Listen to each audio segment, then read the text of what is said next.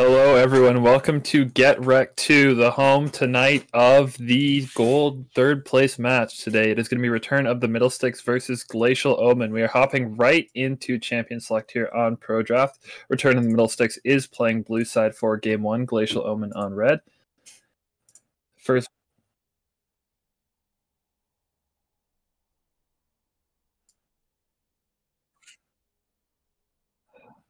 Yeah, I feel when we're looking at this matchup, the thing we have to focus our eyes on is the top lane here. GRLCS is the top laner for Glacial Omen, voted MVP of the Gold Cap split this year.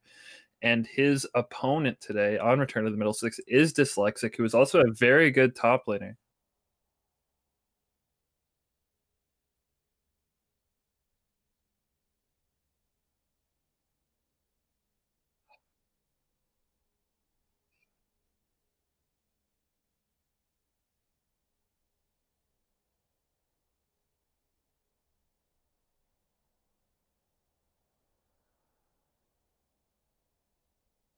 Yeah, even in Glacial Omen's loss yesterday to GSM, Zero Zen RL still had some very bright spots on these carry champions, such as Camille.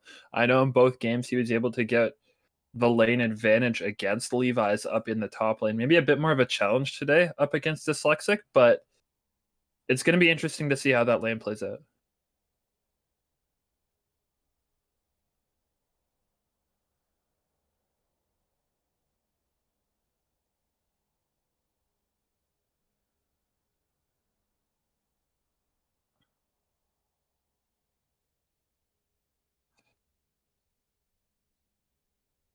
Yeah, the Maokai actually locked in here for Glacial Omen. Interesting to see where that's going to go. I never felt that Zero Zen RL would be the kind of person to play these more tank top laners, maybe a Shen. But other than that, I expected to see him on some sort of carry.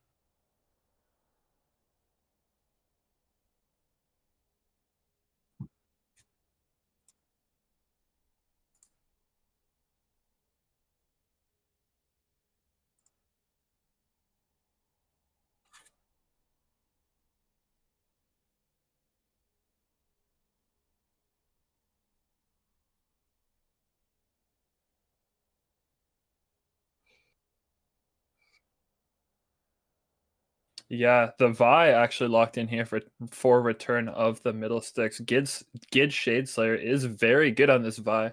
I know a lot of teams that we have talked to about facing RotM have said that Vi is a must ban, and so leaving this open could be a big risk for Glacial Omen.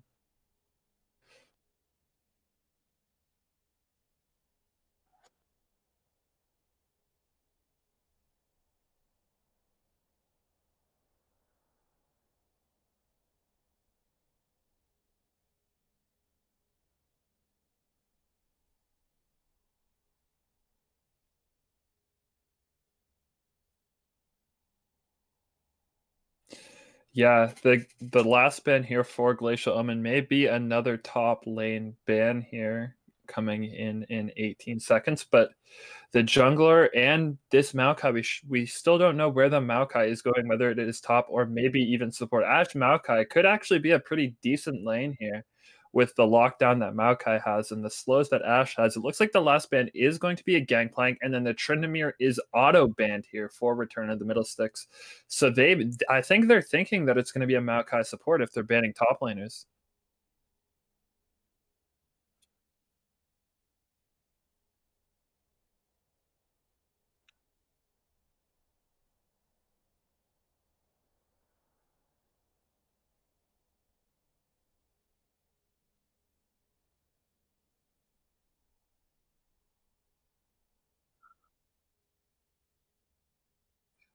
It could also very well be Echo Jungle and Vladimir in the mid lane.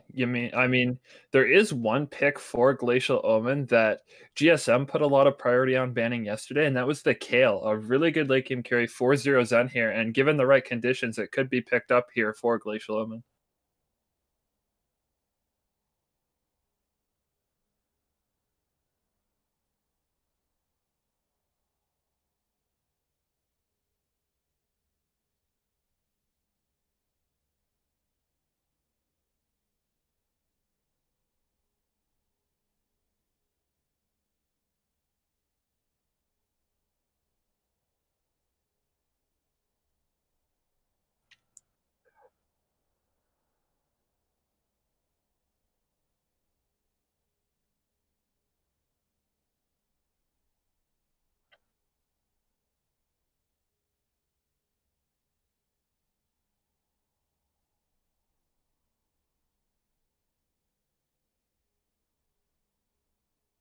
Yeah, I mean Mordekaiser and Orianna for blue 4 and 5 are two really safe picks because when you're on the side of return of the middle sticks and you don't know what the matchups are, those two champions picked are just really safe picks. They don't really get countered by too much. But with the Vladimir, Echo, Lucian, and Maokai here, these are quite a few flexes.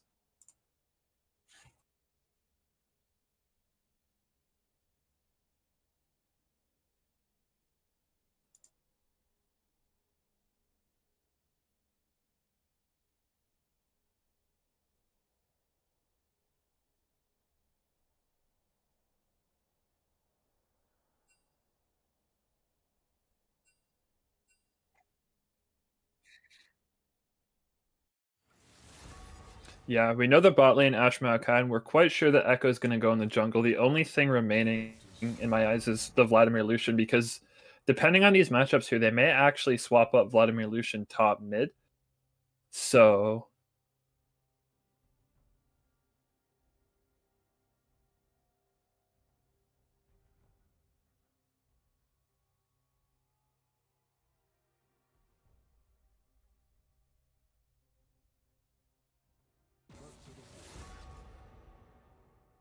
I will wait for you to be better.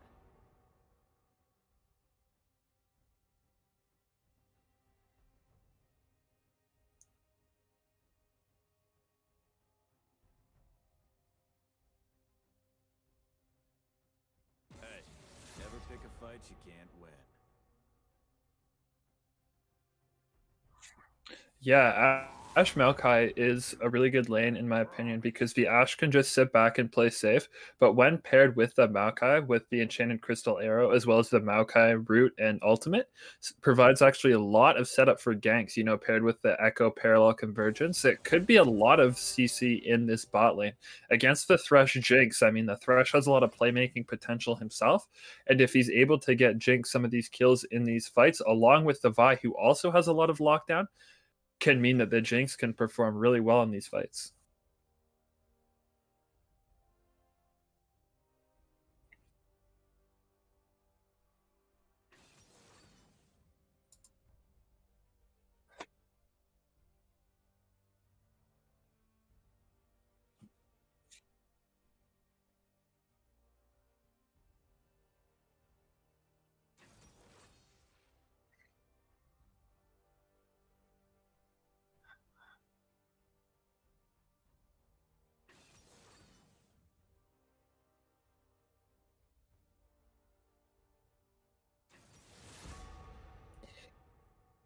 One of the things I will say is I'm kind of upset we didn't get any areas with the pro draft because yesterday we got to see your beautiful Photoshop skills with the Akali. So I go.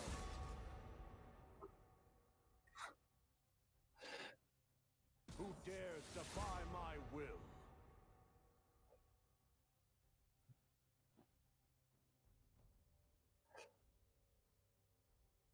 I'll come back stronger. As you wish. Yeah. I mean, focusing our attention to the mid lane, both mid laners have really good scaling picks here, the Orianna and the Vladimir. The Vladimir in particular both do very well going into the late game. And so I feel that the focus is going to be taken a lot less off of mid lane. And I mean, with all the CC they have bot lane, I could see both of these junglers getting down and getting active in the bot lane. I'm not sure if they'd want to leave top lane to an island or try and influence that as well. Zero Zen can, I believe he has quite a bit of carry potential on this Lucian pick here.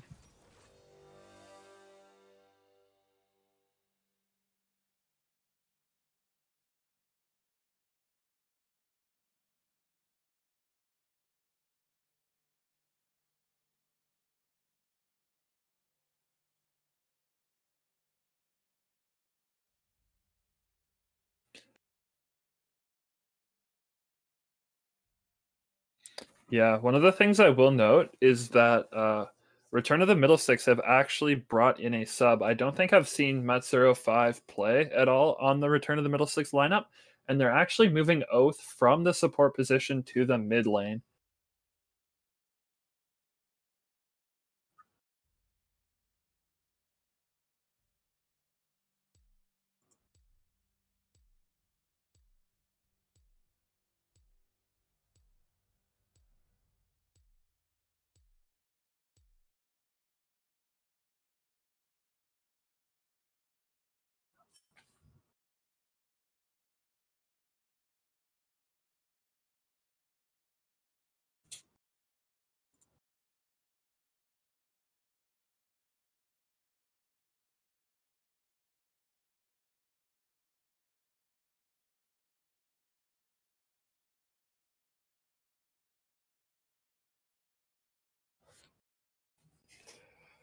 Yeah,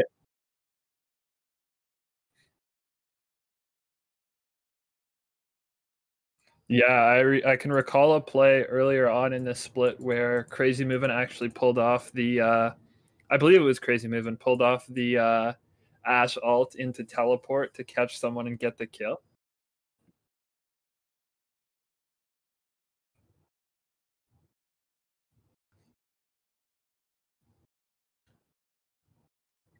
All right. I am sorry, guys. I have realized my mic was muted the entire time during this chance to let face, and all you guys heard was beep pots and silence in between. I am very sorry. Alrighty, well, welcome aboard. I did do some digging on the Get Wrecked website actually, and one of the, this matchup was actually played in I believe it was week 3, and it was week 3, and Glacial Omen actually took the matchup 2-1. So it was a very close series there as well, and they got 3 games to scout, look back on, and find their weaknesses against each other. And so I feel that this is actually going to be a really competitive series. Yeah, I'm pretty excited to see how it turns out here. You guys didn't probably listen, but we did talk about some of these things. Just a few points I wanted to say. I am interested to see Lucian piloted by Zero Zen in order to try to get a lot of this damage out, a lot of attack speed, to be able to kite away Mordekaiser. Hopefully, Dyslexic will be able to catch him off guard and maybe find some of these abilities landing and then get everything down. But it is going to be a little rough lane for Mordekaiser, at least in the early game. And then I'm liking the crazy move and picking the Ashe here as well. Hoping to see some pretty insane Ashe arrows. Probably heard from half of what Bpot said. We're seeing some crazy Ashe arrows before, so hopefully we're going to see some more of that. Yeah, definitely. We're down to 30 seconds on the spectator delay here, so we are going to be loading into game relatively soon. GetWrecked TV, the main channel right now, has the Diamond Finals going on as well, if you are looking for that, with Huevos del Equipos versus Neuroshot Gaming, which is in the Diamond division. We had some really good series, actually, over the course of the weekend. We know who our gold champions are. Return of the Middle Sticks just won Platinum, and now their gold team is looking to take 3rd place here. Yeah, this really excited to see how this is going to turn out for our last game for tonight, at least on this channel. And then if we finish this soon, we'll possibly go on over and host over to the Diamond or the main channel, so we can go ahead and check out the Diamond scene, because it's Neuroshot Gaming, who's undefeated, versus Huevos del Equipos, which I don't believe they were 2nd seeds, so they managed to pull it on up and meet them into the finals. Yeah, definitely. One thing I am excited about, 10 skins in this game. Pulsefire Lucian, SKT Echo, a bunch of the Battle of the Projects in the bot lane. Yeah, we have Project Ash and Project Jinx. Really nice to see. Not any Guardians, but that's just fine, because if we're looking on both teams, they don't really have a main tank, so having their supports take an Aftershock is going to be just fine. Both mid laners actually take Phase Rush as well. Pretty interesting. Yeah. I'm not sure what the standard or suggested runes are on Mordekaiser, but is Conqueror normal? Yes, just because it's still hard for you to pull off, because it's a little harder now, because previously you do your whole combo and then that's 6 stats of Conqueror. It still 6 stats of Conqueror, but now you need 3 more auto attacks to finish up Conqueror. It's a little difficult now, but it's still one of his better runes, I would still say. But I'm not entirely sure how much use he's really going to get out of this in a Lucian top lane. Speaking of which, let's just go ahead and introduce these teams here. Over on the Glacial Omen side, we have Zero Zen in top lane playing Lucian, not Joker in the jungle playing the Echo.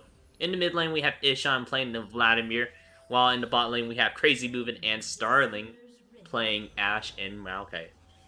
Yes, and over on the red side, we have Return of the Middle Sticks to Spring 2020 champions, gold champions in the top lane. It's Dyslexic, Gid Shadeslayer in the jungle on Vi, Oath in the mid lane, formerly a support, Poro Flambe, and Matsuro 5 on Jhin and Thresh.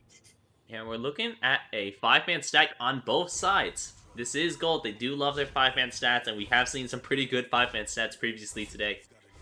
So hopefully, maybe we'll actually get something out of this. They are both looking for each other, but they're on wrong sides of the jungle.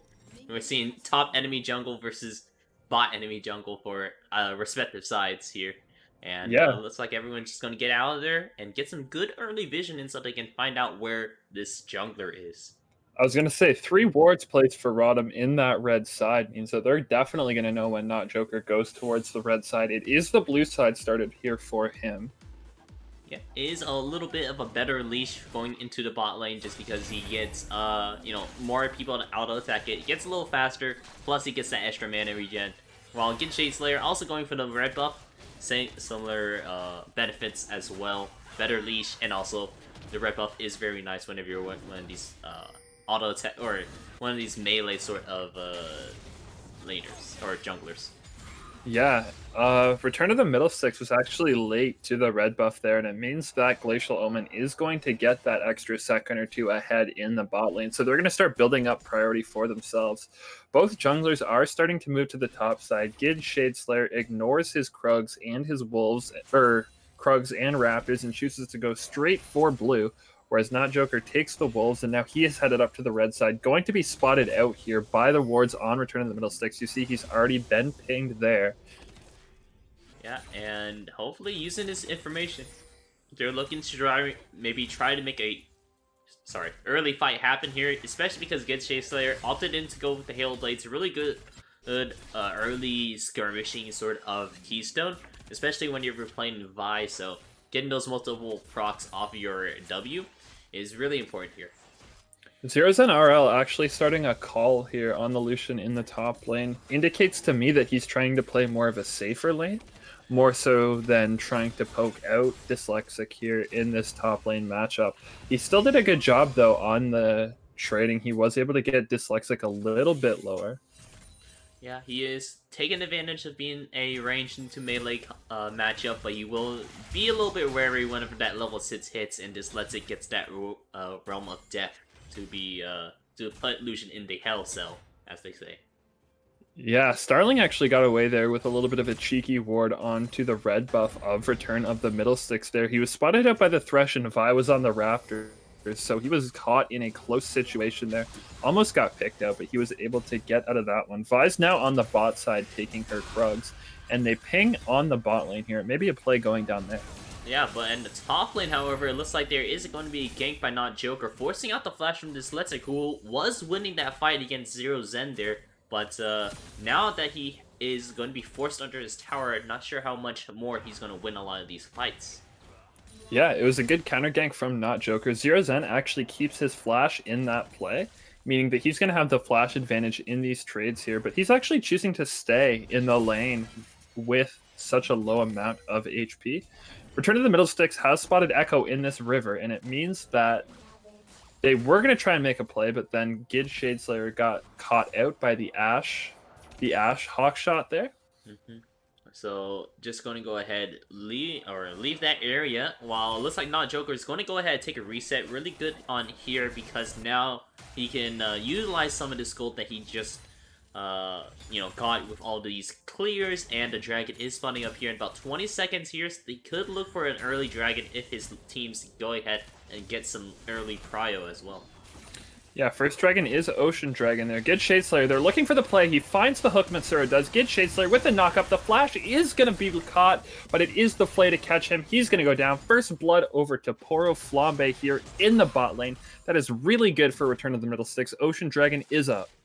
Yeah, like I said, they got that early, or I guess for the wrong team, I said, again, trying to make a priority play happen here, but nonetheless, it still works for RotM's side as well. They made a gank happen bot lane using that Thresh Lantern to get his jungler in there deeper, and find a pick over to Starling. Go ahead, take this first dragon being the Ocean, which is going to help out Dyslexic a little bit in this lane. Whenever they're trading, he's going to have that little extra sustain on him. Yeah, as you said, a beautiful play from Matsuro there with the lantern, the hook, the flay, all of it was really good. That set Poro Flambe up. He's coming back to lane now with a pot of ward and a completed BF sword here, meaning that he is going to be very strong in this lane.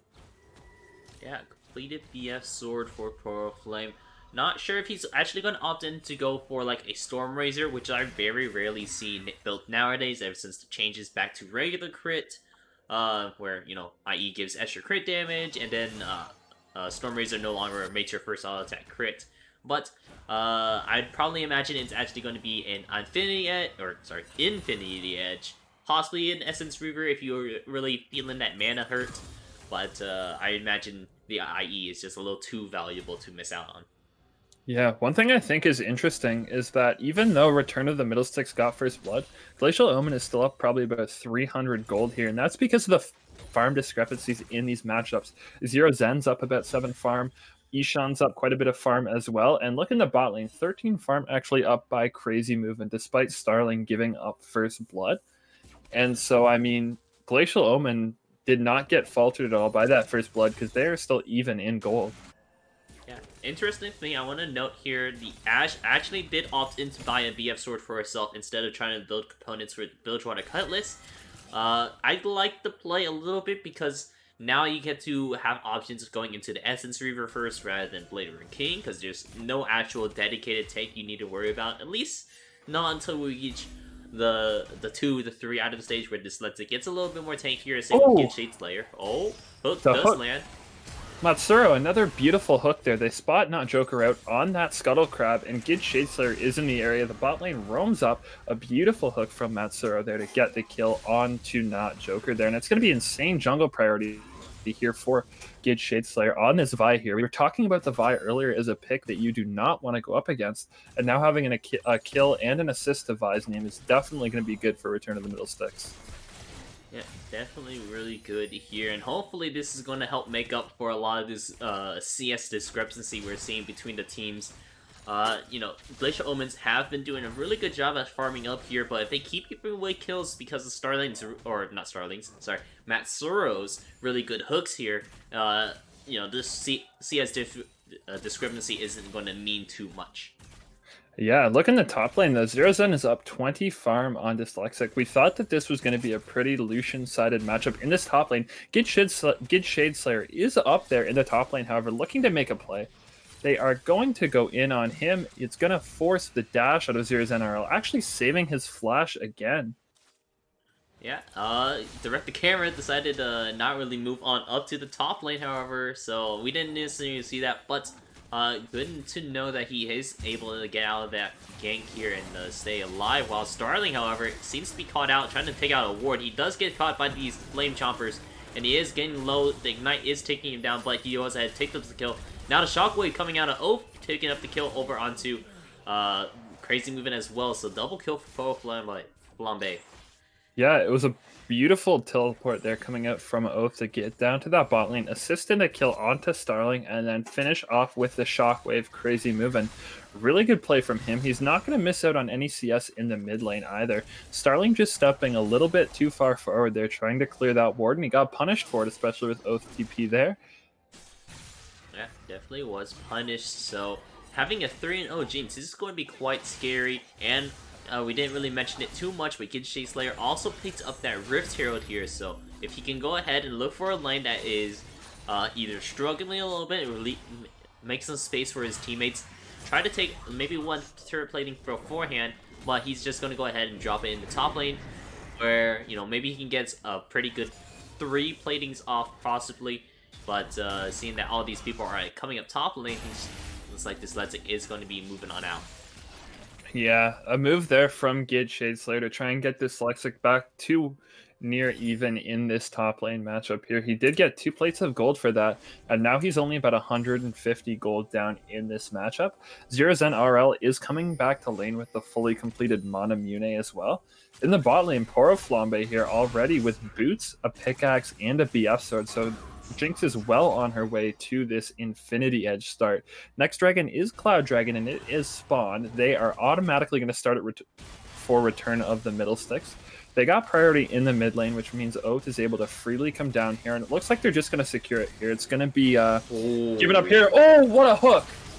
Yeah, the hook does land over on the Crazy Movement. He's forced to flash out of there, used the Enchanting Crystal Arrow in order to stop him, but it doesn't stop Gid Shadeslayer. He used the ultimate to get on there, and now he's looking really low. The hook lands again, and another kill for Flambe, while Dyslexic, he's in TP get down here, goes and picks up the kill over Not Joker, and Oath is now 1v1ing Ishan here, forcing him away from the fight, so he couldn't get in there and help out his team. Yeah, I mean, if we're talking about MVPs in the first 11 minutes of the game, you know my vote is going to Matsuro. Just some beautiful hooks in the early stages of this game here to find some really important kills there. The teleport coming out from Dyslexic means that it's going to give Zero Zen some time to get some free plates up in this top lane. Now 2 plates left on this blue side tower here. That's going to be the Shockwave coming out from Oath onto Ishan. Going to do a lot of damage. Ishan's going to have to pool. Oath is going to throw the Q. The W will not follow, and it means that Ishan will be able to get out. He's going to save both of his summoners as well. Yeah, he is, you know, doing quite... Oh my. He actually gets a Hemo Plague, so that's a kill for Ishan as well. Yeah, Wow. just a solo kill coming out from Ishan there, getting the Hemo Plague off, as long as the burst, as well as the burst from the W, means that Oath is going to fall down here. Maybe a bit too aggressive on this Orianna. He didn't really have too much mana, and so I feel that it was a bad idea for him to stay. Yeah, pretty unfortunate for Oath to stay in there contesting this Vladimir, being baited by how low he was, but Vladimir always having that Q passive where every third one is like just stronger and heals based on missing health. He was very much baited into that fact and got blown up for that, especially with the Hemo Plague coming out as a little bit of surprise to end off the kill. Yeah, Zero's NRL is going to do some aggressive trading here onto Dyslexic. There's 3 minions to help him out. The calling's going to come in. It's going to get interrupted by the pull. Zero's NRL, he lands the auto, he lands the Q, and it means it's going to be the kill for him picked up. Gid Shadeslayer is in the top lane, but Matsuro's in the mid lane. The Rected Camera is messing with us. Gid Shadeslayer picks up the kill in the mid lane. Ishan does not fall. The Shockwave will not be committed. It was not up for Oath there. Ishan gets out of that one. Crazy moving now onto Poro Flambe.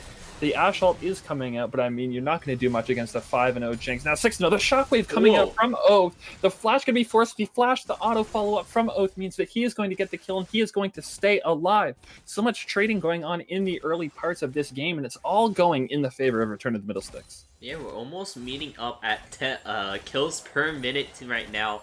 A kill per minute, I should say. And first up, we see Zero Zen playing that fight beautifully against Dyslexic, getting all these good auto attacks off, and then finishing off by queuing the minions to hit Dyslexic still, even though he flashed. And then get Shadeslayer, good rotation coming up top lane to pick up that kill for himself as well. And then Elf finding a solo kill over to Ishan. Ishan maybe believing a little in himself a little too much after surviving that first engage and getting a kill on Oath, and maybe stepping up a little too far forward and falling to him instead. Not Joker is down here in the bot lane, but I don't think that's a gank you want to take. The Jinx is 6-0-2, completed Infinity Edge, Dagger boots as well. Means that she is miles above this Ashe, this 0-3-0 Ashe with just the Essence, Reaver, and Call. Gid Shadeslayer is up here in the top lane. The Q is going to be channeled.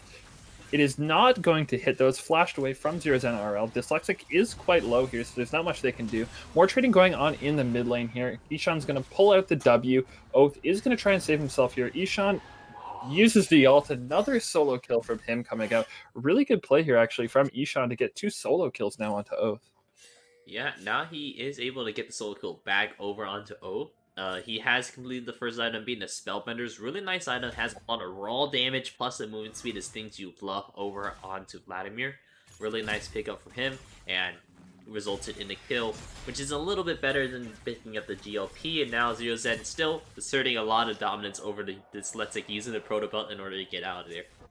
Yeah, Zero's NRL is actually exerting a lot of pressure here onto Dyslexic. He still has the calling, which means that he can pressure this tower down quite well. Dyslexic is going to try for the hook, and he's going to channel the ult there. Zero's NRL is not going to be able to find the kill there. The angle and the calling was just a little bit off, and it gives Dyslexic the time to get the kill. Matsura's back here in the mid lane with Gid Shadeslayer, Poro Flambe, and they are going to get the kill there. The Q coming out from Gid Shadeslayer into the hook means that Ishan is not going to be living anymore. Next dragon is Infernal, and it is almost up, which means another dragon in Soul Point could be going over to Return to the Middle Sticks.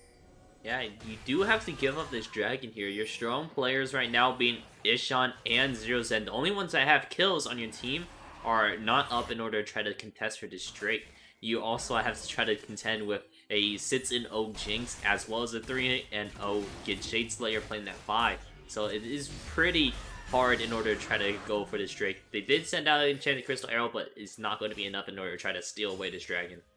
Yeah, instead, Not Joker actually targeting the blue side of Gid Shadeslayer's jungle here. He's going to get the Gromp and maybe the Wolves as well. They actually spot him out, though, which means Dyslexic is going to roam down, and Not Joker is going to try and get away. He's actually stopping for the Wolves. Dyslexic is coming down there. He's got 2 levels on Not Joker, and I think that's going to be a fight. Not Joker is low. They spotted him out, and he is going for the Blast Cone. Will he get it? He does not choose to hit it. He actually uses the E here. The Parallel Convergence is going to come out. He's going to get the shield, the slow, and it is going to save his life there. Oath in the top side as well, but it is blue side coming in. Will this be a snipe? Oh! He does get that snipe there. Really good shot from Pro Flambe in order to pick up the kill. So, man, that is something you do not expect to see, but boy, it was exactly in the right place, right time. Maybe not for not Joker, but for Power Flambe, great shot. We were talking about the Enchanted Crystal Arrow potential here in Champion Select, but one thing we neglected was the ult from Jinx, also a global skill shot as well. Dyslexic is going to trade with Zero Zen RL here. He's going to get quite a bit of damage down. The ultimate is going to be cast here from Dyslexic, and it is 3 members of Return of the Middle Sticks up here. Matsuro and Oath are here. Matsuro's going to look for the Q. He is not going to find it just out of range, but you think with 4 members now coming up from Return of the Middle Sticks, this has to be the top tower falling.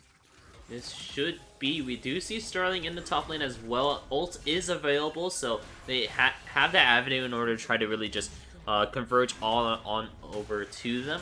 But we do need to be careful of that. And right now, we're just going to go right back into a little bit of farming for everyone.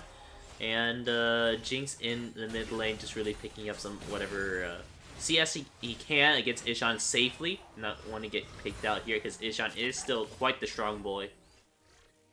Yeah, and I feel the story of this game has been Return of the Middle Sticks getting individual leads in most of their lanes and then using them as a team to go and fight for objectives. They got the bot tower, they got the top tower. As for the pull is going to come in on Ishan here. The pool is not going to be in time, and it's just going to be another kill. 8-0-3 now for Poro Flambe. All 3 outer towers now for Glacial Omen are down. The flash pull is going to force the flash out of Crazy Move in there. Really good reaction from him. The shockwave from Oath is going to be a swing and a miss. Not going to hit anyone, but they are still sieging down this mid lane just due to the raw power of Poro Flambe. Yeah, just doing amazing amounts of damage right here. Already on the second item while Ash is still looking to just build components for it. Oh. Beautiful play from Dyslexic there. He's going to get the flash, he's going to get the pull, he's going to get the kill. Get Shade Slayer maybe a little too deep there. The ult is going to come in from that Joker, but it's going to be matched with a pull from Matsuro. Zero Zen is alive here, looking to kite this fight out, but Dyslexic channels the ult. He is not going to get the kill. Now he is. It's just going to be Aishan against the world here. The Rift Herald is going to go into the mid lane, and it is going to be Return of the Middle Sticks backing off after getting the inner tower and 4 kills as well. Alright, 1 second. My game has frozen up here, so might be a little bit ahead. I'm at 19 minutes right now. I'm still waiting for it to unfreeze. I'm not sure why it stopped. Okay, here we go. I'm at 19 minutes right now. Alright, you may have to fast forward a little bit. Live game is at 1928. Alright, so it's not too far forward. I'm sure we're not going to miss too much. It's probably just going to be a couple resets for everyone. I am at 1932. Yep. Alright, cool. Perfect. All synced up here. Not too far behind. And, yeah, everyone just go ahead, grab their resets. We saw this. Let's go ahead, buy that Oblivion Orb as well. Whenever he got his back there. Good kill over onto Zero Zen whenever he picked that up. That was really close there. Oh, now Matsuro. Ooh, very close on that hook. Oh. Yeah, very close hook there. Ishan did have to use the pool to get away. The ult coming out from Jinx is going to go wide. A nice dodge from Ishan there. Next objective of note is the Infernal Dragon coming up in about 40 seconds here. Good Shade Slayer goes in the bot lane. Crazy Movement is by himself. It's going to be the Proto Belt coming in from Dyslexic, but it won't even be needed here. Crazy Movement goes down here right before Infernal Soul. Alright, I felt that one. Crazy Movement. When I saw Shade Slayer jump over with that blast plant, I was like, it's lights out, and then he just walked right by you. I was like, okay, maybe you're fine, and then just full send it on you using that Vault Breaker and just 100-0ing you because you're at 0-5 now. You're not very strong. Trying to look for farm a little too far forward. Speaking of farm too far forward, it looks like Ishan is going to be picked off by Poro Flambe by these Rockets as well. Man. So many picks for Return of the Middle Sticks. We have surpassed a kill a minute here, and it's not going to get any cleaner either. Inferno Soul is going to go over to Return of the Middle Sticks, barring anything crazy. Yes, it's picked up there, which means they're just going to have more team fight power than they had before. It looks like they're all grouping in the bot lane here, trying to either find a pick or siege down this tower. The Baron is spawning, or has spawned, however, which could be an option for Return of the Middle Sticks if they're trying to force a 5v5 here.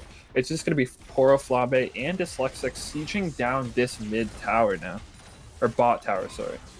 Yeah, bot tower is going to be sieged down. We do have people in the bot side jungle as well in order to do a little bit of defending. Speaking of defending, ours already reset it as well. Go ahead and clear out this bot wave. Looking to maybe collapse over on a Zero Zen now, possibly, but it looks like Zero Zen is able to get out of there without being pincered on.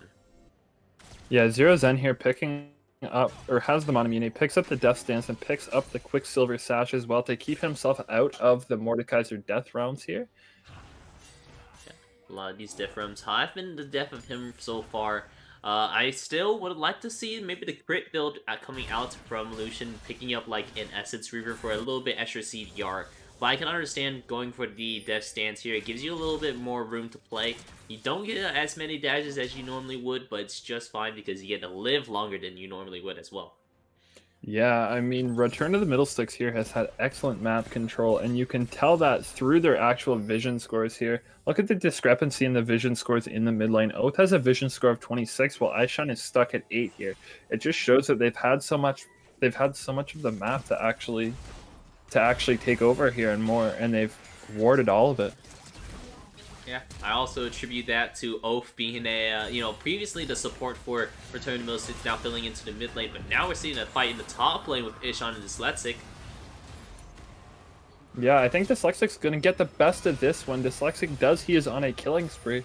In the top lane just before that, Oath actually used the Shockwave onto Zero Zen RL and actually forced his flash out here, respecting the power of Oath, and Dyslexic's going to have free time in the bot lane. His teleport is up if Return to the Middle Sticks decide to go onto this Baron, which I think they are going to. It is started up for them. Yeah, they have started up this Baron, which is just fine because all your gold is, or not all your gold, but a good chunk of your gold has been concentrated over onto Jinx here. A really good, solid DPS sort of champion, as well as good Shade Slayer who does good amounts of health damage. And oh my goodness, another hook. And now we're right into the thick of it. Yeah, it is going to be just kills picked up for Return to the Middle Sticks. A triple kill for Poro Flambe here. Maybe the Penta if they try and go for it here. Weird, interesting interaction there with the Thresh and the Baron and the hook. It looks like he got knocked up to heaven there, but it is going to be Return of the Middle Sticks wearing purple. And they're going to be sieging down these mid and bot lane towers. Yeah, I really like that they have chosen to not go for a reset, which is a mistake that a lot of players make after they go ahead and take Baron. They have lane priority, they have the pressure, so they are not going to just go ahead and lose that. They're just going to go ahead and start sieging down these towers, even in spreading out the influence a little bit. And oh, another hook. Beautiful hook coming out there from Matsuro to get the kill there. It's going to be 3 kills going over to Return to the Middle Sticks. Not Joker and Zero Zen are looking to get things back in their favor, but it is not going to be enough. Poro Flambe is just so strong at this point in the game. Matsuro there, the hook will miss. It's going to be three kills for them, 2 inhibitors, and now it looks to be 1 Nexus going down here. The 2 towers are going to be falling relatively soon here. Poro Flambe is 14-1-6 on this Jinx. 3 completed items. Not Joker's going to try, but it's not going to be enough.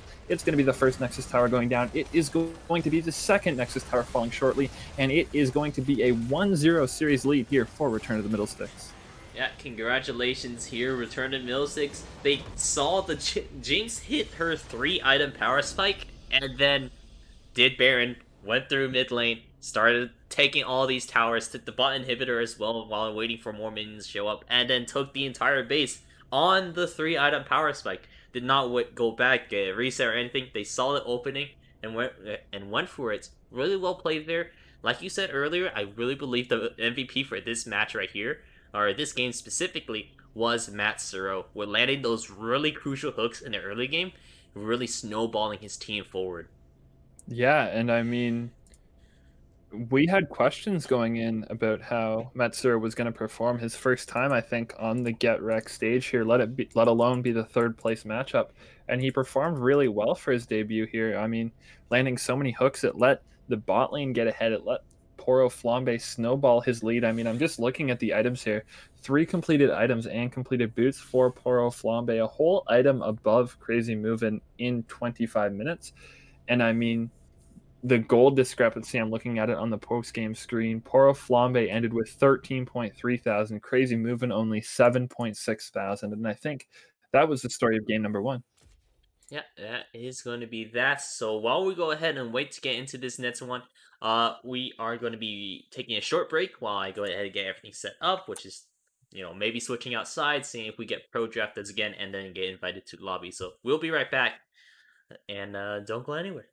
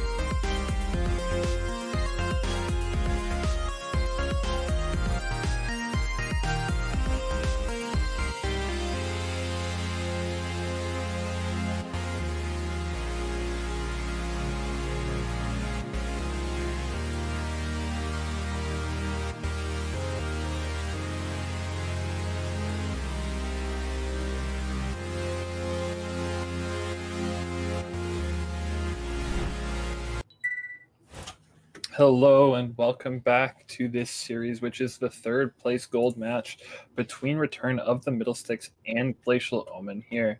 The very first game, we saw Return of the Middlesticks take a very convincing lead off the back of Poro Flambe on the Jinx. Matsuro, we said, was one of the highlights for Return of the Middlesticks, getting a bunch of setups, a bunch of amazing hooks, which set up 4 beautiful plays and beautiful kills coming in from Poro Flambe here.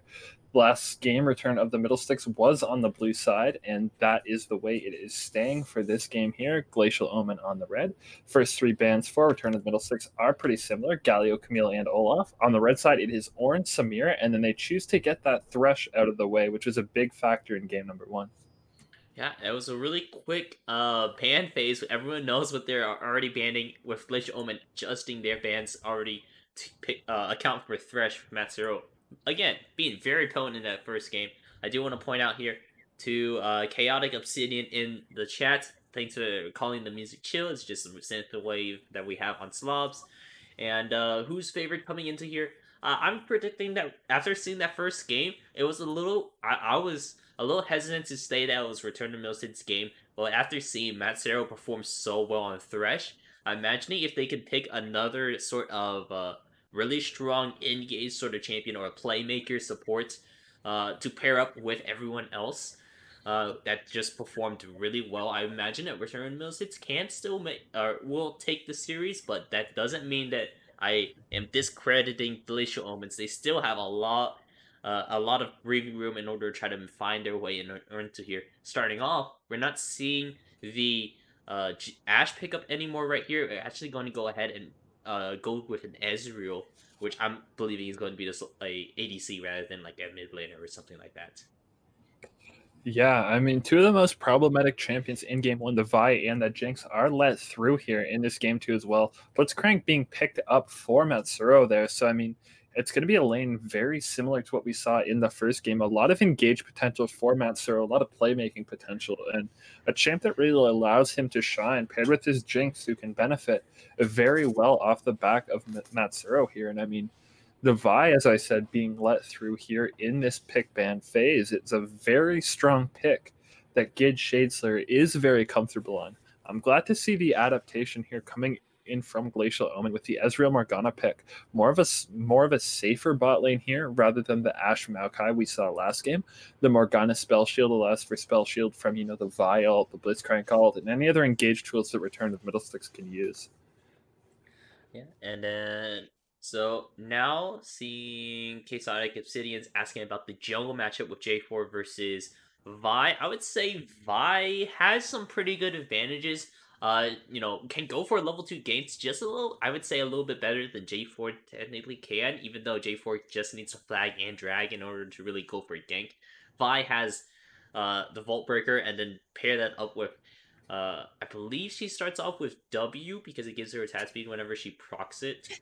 I believe that's what you typically go for. So getting this a lot of extra damage off. Now that I think about it a little more, I feel like J4 would win like a level 2 gank if they were going for really early. But when we're talking about in the later parts of the game, I feel like Vi just shines very, very well, especially when we're talking about these gold cap series where Vi is really good at sticking onto your ADC, and your ADC doesn't have necessarily the tools, or at least the macro knowledge in order to avoid someone like a diving Vi.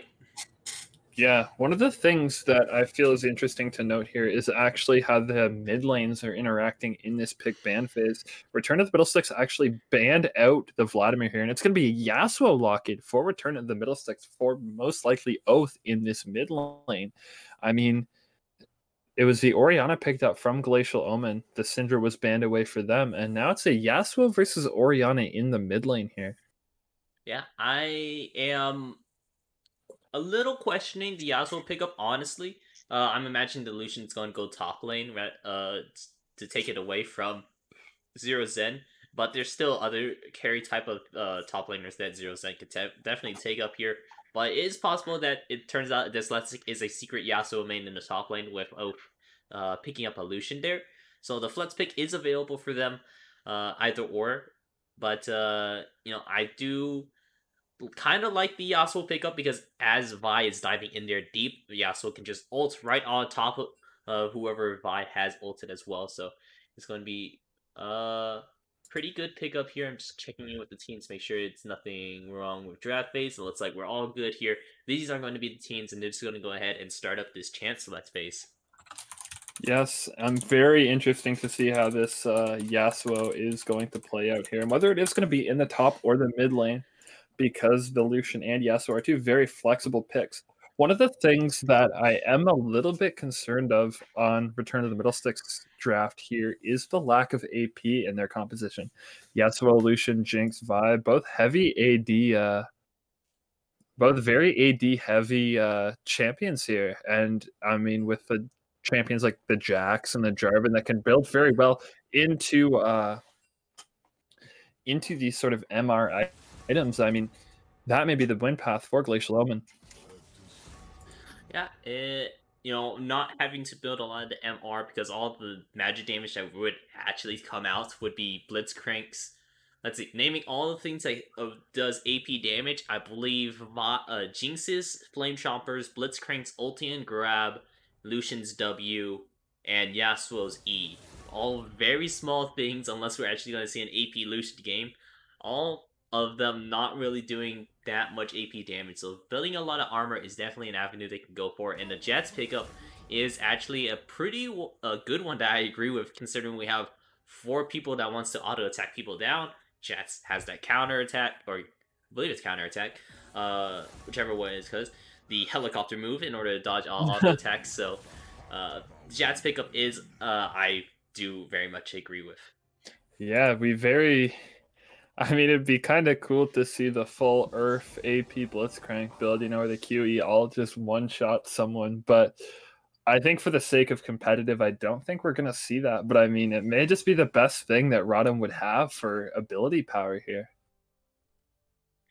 Yeah, so it is going to be going into the van phase. So let's just go ahead and talk about these lane matchups, starting on with the bot lane. So with the Jinx and Blitzcrank, again, we have another aggressive one, except we're switching out the Thresh with the Blitzcrank, while on the other side we have Ezreal and Morgana, which is a very safe lane. Ezreal has capabilities of jumping right out of Blitzcrank's pole because his dash is on a delay, so even after he's grabbed, it will go. Only time you can actually grab him is after he lands with E. Just because you really can't stop that casting time. It's just how Riot likes to ordering things, and then Morgana with the spell shield, so even if he would have gotten caught, just nice and safe if Blitzcrank decides to just walk up and punch him in the air, and then the rest of the team follows up. So I really like the bot lane pick over on Glacial Omen side. It's nice and safe scaling. They don't have to worry about snowballing at the very least. They might have to give up a couple dragons because they are going with a poke support, and but there is still a possibility for Morgana to pick up the Relic Shield to help out with some of these freeze breakpoints. Yeah, I mean, focusing our attention to the mid lane now, it's a lot. The Glacial Omen pick is right down Ishan's alleyway. He likes to play a lot of the control mages. We saw the Vladimir earlier on in game number 1, but then he also likes to play champions like Syndra and Orianna, so it's going to be a lot of comfort for him. On the side of Oath, I mean, the Yasuo pickup was something we definitely did not expect here. I mean, it's a really good playmaking champion as well, and if put in the right hands, can do really well, but I'm not sure how he's going to perform. Yeah, just going to go ahead and move the Chancellor screen over to you guys here so you can see that it is indeed a Lucian top lane played by this Let's Get Oath on the Yasuo. Very interesting pickup here for both of them. I wouldn't imagine that, we send Yasuo in the top lane versus the Jats. I would imagine that is a very tough matchup for them. So Yasuo into Orianna, still a rough matchup, but you do have the Woodmaw to stop the orb from traveling all the way to you to deal damage, so you have that little bit of some security whenever it comes to that Yasuo versus Orianna matchup. But I still imagine that having this full AD team on Return and Middle Six side is going to be to their disadvantage whenever we're talking about what this J4 and Jax is probably going to be building, which is going to be lots and lots of armor. Yeah, I mean, Jax does really well into the entirety of Return to the Middle Six's team comp, but I think just in the individual laning matchup, it does a lot better into Lucian than the Mordekaiser from game 1 did. We are currently waiting 3 minutes here for spectator delay. But I mean, you said with the Jax's ability to block autos in the top lane, I mean, it's definitely a better pick than the Mordekaiser. You know, he can close the gap a lot quicker than a Mordekaiser can with his jump. So, I mean, there's definitely potential for Zero Zen to do well in this top lane here against Dyslexic Lucian. We saw the Lucian top actually being played by Zero Zen in the previous game, and it didn't have much effect. I mean, he played well, but in the overall view of the game, the bot lane of RotM was too much for Zero Zen to make any sort of impact on the game. So it's going to be interesting to see if he's going to be able to get his foot in the door this time, or if the Lucian from Dyslexic is just going to run over him. Yeah, it is going to be quite curious because, you know, Lucian didn't really ever hit his 2 or 3 item power spike because he opted in for some different items. He went for full scaling with the tier, which is what you should do, but then he went with the Dev's Dance for survivability, but he just didn't do enough damage to finish off some of these kills as well. So I'll be interested how Dyslexic plans to build Lucian. I'd imagine still go for the tier because this is not necessarily a matchup you just dominate in, and you're just going to be looking for that mid game sort of power. So now we're just going to be hopefully looking if Dyslexic can make this a pretty safe lane, because we saw how Zero Zen piloted Lucian and it was in favor of him, but then it also got turned around on him whenever Mordekaiser hit 6 and just trapped him in death realm. Yeah, I mean, you see the team fighting potential here for Glacial Omen. You know, they have the Jarvan 4 into the Flag and Drag combo, into the Orianna ult from Ishan here. So they definitely have the tools for team fighting. But I mean, look at the tools over on Return of the Middlesticks' side. They have knockouts from Blitzcrank and Vi that contribute to the Yasuo's ultimate as well. Yeah, so they do have a couple ways to help Yasuo's ultimate. But we talked a lot about Return to Middlesticks' side, and we know about the general game plan of what Glacial Omens wants to do. Build a lot of armor. Probably Orianna's going to look for a nice early Seeker's Arm Guard, just to help nullify a lot of his AD damage. As for Ezreal, I'm very much imagining that he builds the Iceborne Gauntlet. Sure, you take a hit to your damage, but you also live out. You just outlive your opponents whenever you go to Iceborne Gauntlet build alongside of your tiers. So plus you also get a little bit extra mana, so that turns into a little bit extra damage as well. So I haven't said this at all, but the Morgana Black Shield, no one can pop that unless you hit Blitzcrank ulti. So that one's going to be very crucial, because they try to go for an engage. You hit the Black Shield on the right target, they can't go in on them. Vi is left stranded in the middle of them. Like, if Vi ults someone and then you Black Shield them, Yasuo can't dive in with you, and you can go ahead and just try to make space with the J4 and the Jets between Vi and the rest of her team. So then you guys can just collapse on Vi, get a free pick off, and then it's a 4v5. Yeah, definitely. I mean, the plan is there for Glacial Omen. We are loading into game right now. I said this in the previous game as well. If you are looking for the Diamond Final, it is happening now on the main channel of GetWrecked TV. If you are looking for an update, Neuroshock Gaming just took the first Nexus off of Huevos del Equipos, so they are at match point as well. We are loaded into game. It's going to be interesting to see if we get sort of the 5-man invades on the opposite sides like we did last game. Yeah, that was quite interesting to see there with a 5-man invade. And I'm imagining now, looking over on Glacial Omen's team, they do have quite a bit of advantage when it comes to this, because they can guarantee at least one good pickoff with Starling landing a Dark Binding, but then at the same time you have Mount Zero on the Blitzcrank, and that could just also spell disaster. Looks like that Return to Middlesticks do plan on having the same plan of 5-man stacking over into at least bot lane river, and then looking to maybe get one of these hooks off. Yeah, Starling has not started an ability yet, so it may be the fast Black Shield. Yeah, he started Black Shield, so if he goes for the Flash Q, it is going to hit the one to Starling. The Black Shield is going to be late, and it's going to be first blood over here to get Shadeslayer. Really good pickup from him there. Starling was just a little too late there on the Black Shield, and ended up costing him 400 gold. Yeah, that is a 8 p.m. check by Return of the Middlesticks, and it looks like Starling has failed that. It is definitely an oof, as Valkyria says in the chat. So, it is quite unfortunate. Crazy Movement already used the flash preemptively. He was afraid, and as he should have been. Starling should have been too as well, so unfortunately that is going to be First Blood down already. And Yeah. going over to the Vi as well, so it's quite unfortunate. If you're just tuning in, I think that Flash Invade play was the story of Return to the Middlesticks. They just grouped up and went everywhere on the map and allowed Matsuro to make some beautiful plays. Last game it was Thresh. This game it's going to be Blitzcrank, and it already secures 400 gold for Return to the Middlesticks before minions even spawn here. I'm looking. I can't help but keep my eyes on Oath playing Yasuo in the mid lane here. Zero Zen is going to close the gap here against Dyslexic, and it is going to be some early trading up here in the top lane. Yeah, very curious. Ziozen started with the counter-strike so then he can go ahead and just not take the auto-attacks in and just walk towards this Letzik. But at the same time, he still gets hit by all these minions. Black Shield, again, a little late on Starling's side, and he needs to be just a little bit quicker with these, or else his team is going to get punished in this bot lane for being, pushed up as they are and picking up this Morgana. Yeah, one thing to note here is that Gid Shadeslayer didn't actually back after he got the 400 gold, so right now the junglers are about even stats-wise. Matsuro's just walking up, landing hooks. It's going to be level 2 first coming in from Return of the Middlesticks, meaning that is going to force Starling's flash here after a really good Q from Matsuro here. Oath is getting poked out in the mid lane, but that's what you expect in the melee versus range matchup.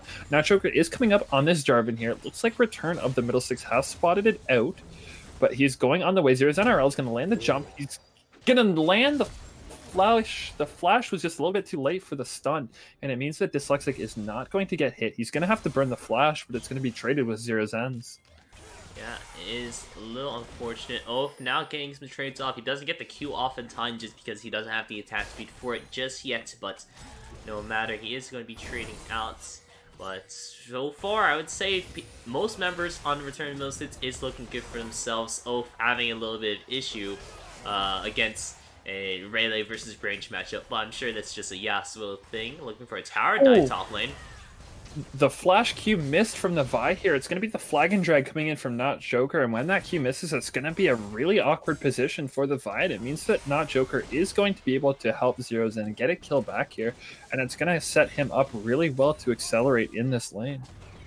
Yeah, that was a little bit of a scuff dive there, so unfortunately there is no kill gained by Return of the Middlesticks, but instead given over to Glacial Omen, so now it's going to be evening out a little bit, but putting Dyslexic at a disadvantage whenever he goes ahead and takes his back. He is still pushing in the minion wave here, so he can make sure it goes all the way through, so he can get to at least a reset point. Well, it looks like Dyslexic is going to be walking it all the way through, and then looking to maybe get a push or just maybe at least get into a neutral point by the time Zero Zen does get back. Yeah, Oath is getting kind of low here on against Ishan here. Ishan is going to get hit by the wind wall here. Oath's going to have the tornado, but I don't think it's going to be enough. Ishan's going to get the solo kill onto Oath here. Really good. Zero Zen is actually going to dive. It looked like he was going to dive under the top lane there, but he backs out, meaning that him and Oath are not going to get anything. But it's actually 2 kills and 100 gold lead over here for Glacial Omen. Oath just being a little bit too overconfident on this Yasuo, I think is the word for it, and he gets punished for it. Yeah, I mean, no worries. There's always still that 10 death power spike that Yasuo has built into him. Everyone knows about this. It's around whenever you hit about 2 items plus your Berserker Greaves, then you have your approximately max attack speed for the Q cooldown, which is generally what you're looking for to really make a lot of your Yasuo plays. Yeah, Dyslexic, however, is just getting beamed down by Zero Zen, not respecting him at all, even though, Zero Zen has not gotten a recall off. He still has just the Doran Shield. He is just gonna fall. Zero Zen there he didn't have any items, just the Doran Shield there, and he was fighting in a massive minion wave, but he did not care. He had the level advantage over Dyslexic, and he ended up getting the kill. It forced Dyslexic's teleport out here, and Zero Zen is backing with 1,750 gold, which means it is going to be the Bilgewater Cutlass and 2 wards picked up. Not Joker is here in the mid lane now to punish Oath some more. The dash is going to come through. It is going to be the flag and drag, but it's going to be flashed away from Oath. A good gank there coming in from Glacial Omen to get this flash. Definitely a spot for a repeat gank. Matsuro is up here in the mid lane to see if he can make anything happen. The dragon is being started by Gid Shadeslayer. The hook is going to come in. Beautiful hook from Matsuro there. Gid Shade is going to be coming up. A beautiful shockwave there coming in from Ishan. Oath is going to go down. Matsuro is going to be running away, but he's just going to bait it here. The flash, the auto, the knockup means that it's going to be a perfect setup for Gid Shade. But Ishan flashes away, and it is just going to be 2 kills in the end here for Glacial Omen.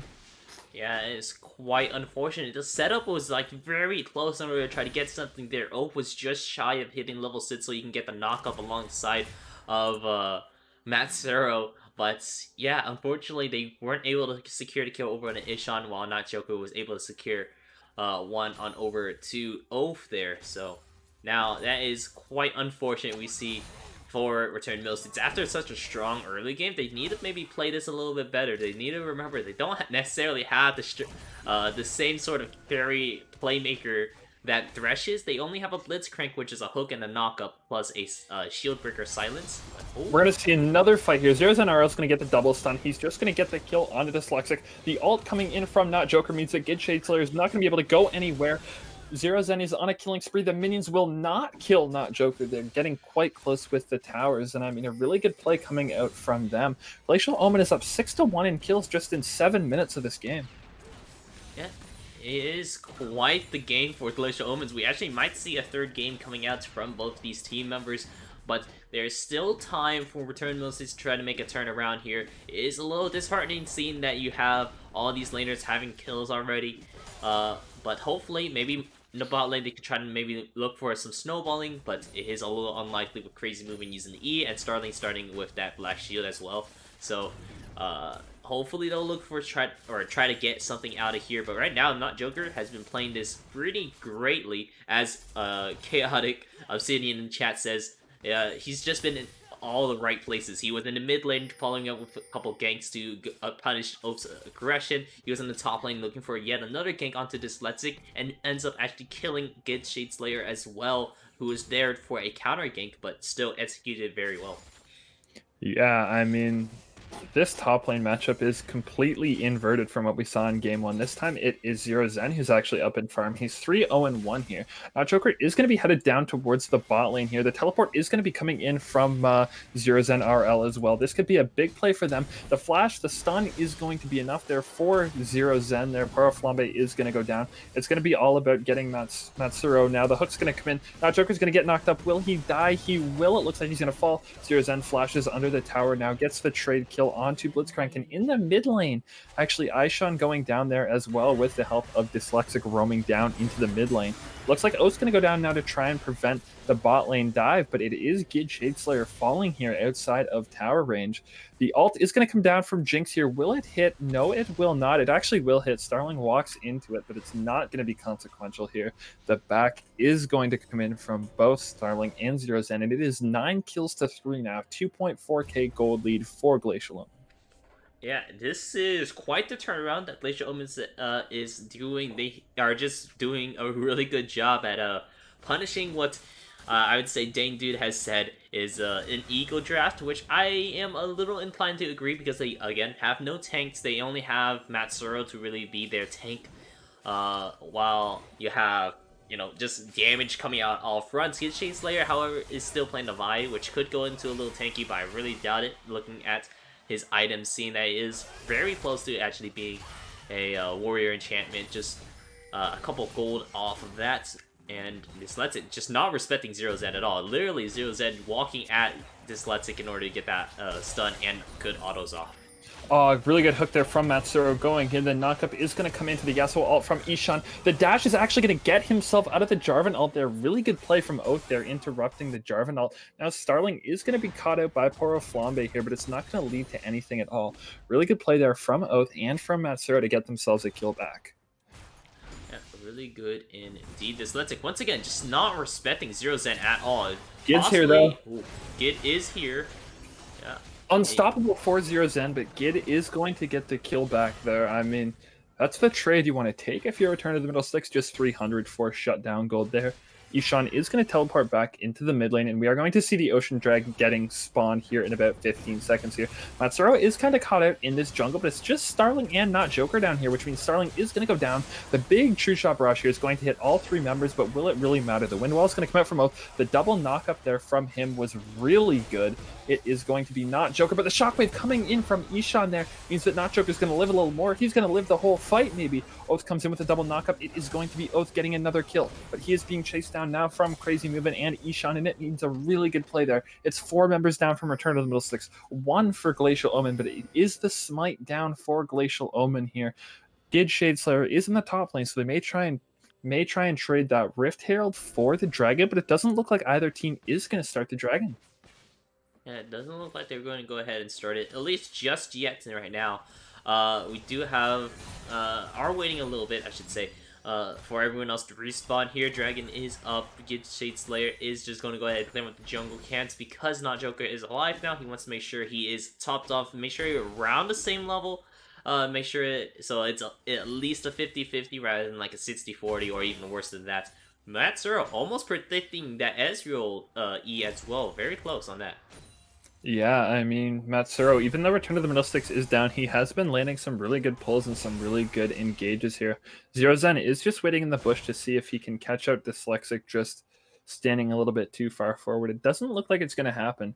In the midst of all that fighting in the bot lane, we said Gid Shadeslayer did pick up the Rift Herald in the top lane, and it could be used to create some pressure down here for the Dragon coming up. Starling is going to miss the binding, but he's going to be late on that Black Shield again. The Jinx ult is going to snipe Starling out. It is going to be Dyslexic teleporting into the bot lane, but it is not going to be in a good position here. The Jarvan ult is going to come out here. Not Joker will have to flash away. Aishan gets the kill onto Dyslexic there with the ball. The Shockwave is going to come in, but Aishan is going to get pulled. True Shot Barrage comes out, but it's not going to be enough. Oath is diving under this bot tower, and nobody is dead just yet. It is going to be Oath getting the shutdown onto Crazy Movement here. Crazy Movement gets the trade kill onto Oath. Not Joker is running for his life. Not Joker is going to fall here ever at the hands of Matsuro. No, he's not. Matsuro is going to get the kill onto Not Joker, but it is going to be Gid Shadeslayer getting the kill in return onto Not Joker. What this means, though, is that Zero Zen is going to have some time, just him and the top tower, meaning that this tower is going to go down, and it's going to be an even bigger lead for Zero Zen. Yeah, and that is not what you want to see. If you're looking over on Return to those sides, they don't necessarily have anyone that can respond very well to Zero Zen. They could send Oath up there with Yasuo if he's at his, his power spike of getting those 2 items. Plus, he already has the Berserker Greaves, not necessarily having his full 100% crit yet, nor having enough levels to give him enough of that Q CDR. But right now we're seeing looking to try to find ways to maybe punish Zero Zen, but it's just not working. He's just a very slippery boy. Yeah, Zero Zen is in Glacial Omen's 3rd quadrant of the jungle, which is the blue side up on the top side there. It is going to be the Dragon started up for Glacial Omen. It's going to be the first Dragon in 2 games, assuming they get it, they do. And now, I mean, even though Return to the Middle Six have played most of this game on the back foot, they have showed that they can still be competitive in these fights. They're only down about 2.6 thousand gold. Yeah, and 2.6 thousand gold is only like, it's very close to being a full item on average, I would say. In some items, it is a full item. It's like a full support item, I guess, if you want to think about it in some ways like that. Not too many stats, but still useful in some ways. But right now, we're seeing everyone else is just going to go back to farming. Dragon was already just taken. It's going to be an Infernal Rift this game, so a lot of damage is going to be coming out. So that means for Glacial Omens, they definitely want to be stacking a lot of this armor, and in turn of that, that's still going to mean a lot of damage for them, just because they get to outlive a lot of these fights.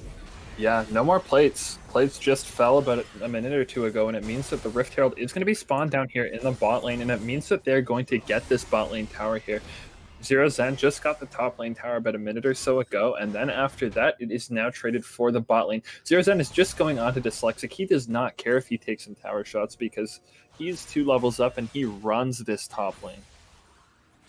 Yeah, and pretty aggressive that Zero Zen's playing. I mean, he definitely can. He has the opportunities to. He's looking to build a Triforce right now. which is a little interesting on my part. I think he's just doing that because he wants that 1v1 potential. Seeing right now, he is 1v1ing Dyslexic and has just won that fight. Now, is in a wrong spot right here. Yeah, 2 kills more for Zero Zen RL, and this is exactly what we saw from game 1, except it's now the other team doing it. Zero Zen RL as well as Not Joker, they're running away with the game here. Maybe it's not the Jinx that's fed or the bot laner that's fed. It's going to be Matsuro here coming into the jungle with Gid Shade Slayer and Poro Flambe, looking to get a bit of their jungle back, but the attention is going to be turned to Zero Zen RL. Gid Shade Slayer is not going to be able to do much damage, but it's going to be Poro Flambe here shutting down Zero Zen. The Morgana ult is going to come in, and it's just going to be 1-for-1 trade right now. Yeah, just a 1-for-1 trade, but that was a kill over on a Zero Zen directed towards Poro Flambe. So that is quite a bit of good gold over onto him. He does have the IE right now. He is a little bit behind of his counterpart, Crazy Moving, playing the Ezreal. But Oh, will they find him? They do. oh, they do. Oh, kill. Is he out though? Oh, wait.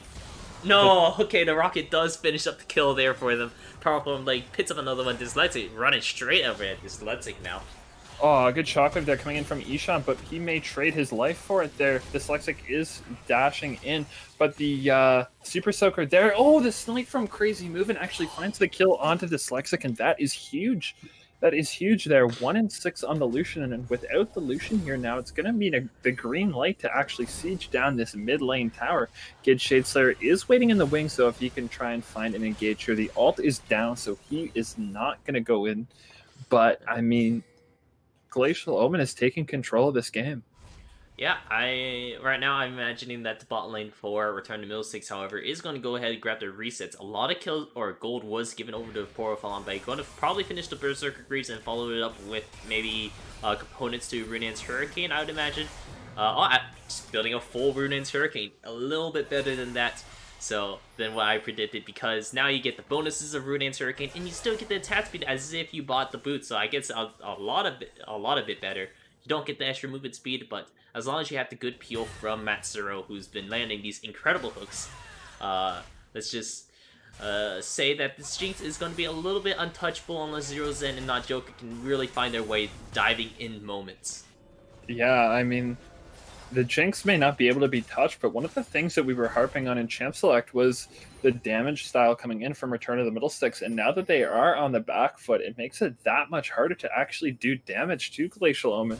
You see the tabbies are completed from Zero Zen and Not Joker, and if Crazy Moving was smart here, I feel rather than going into a Triforce, an Iceborne Gauntlet would be the way to go. He actually just completes that, so I asked and he delivered, but now Crazy Moving's going to get tanky. Yeah, I mean, everyone should be getting tanky here. It's a full AD comp, practically full AD if you would rarely discount Matsuro's not really building for the AP build. Now Gid Shade Slayer looking for pick up a kill over on, a good route with the Flame Choppers, and just going to be able to pick that up off at Zero Zen. Well played there, coming out from Return of the Middlesticks there. Gid Slade Share and Poro Flambe there coming in for that kill onto Zero Zen. And with the Dragon coming up here, Infernal Dragon, that is actually going to be a huge kill. Zero Zen has the teleport. It's actually Oath up here in the top lane. Yeah, Oath is up here in the top lane. Sorry about the direct the camera. We're moving right back into that here. There we go. Oh, yeah, the fight. It is the kill onto Poro Flambe to start the fight off. The Infernal Dragon was secured by Glacial Omen, or Return of the Middlesticks, sorry, as well. Dyslexic is in the pit trying to kite his way out. He will not get Not Joker. It's actually a triple kill for Ishan here. Could this be the first penta of this series? You never know. Zero Zen is coming here onto Oath. The ball is going to pick up the Quadro. Will it be the penta? Come on, give it over, Matsuro. You know you want to.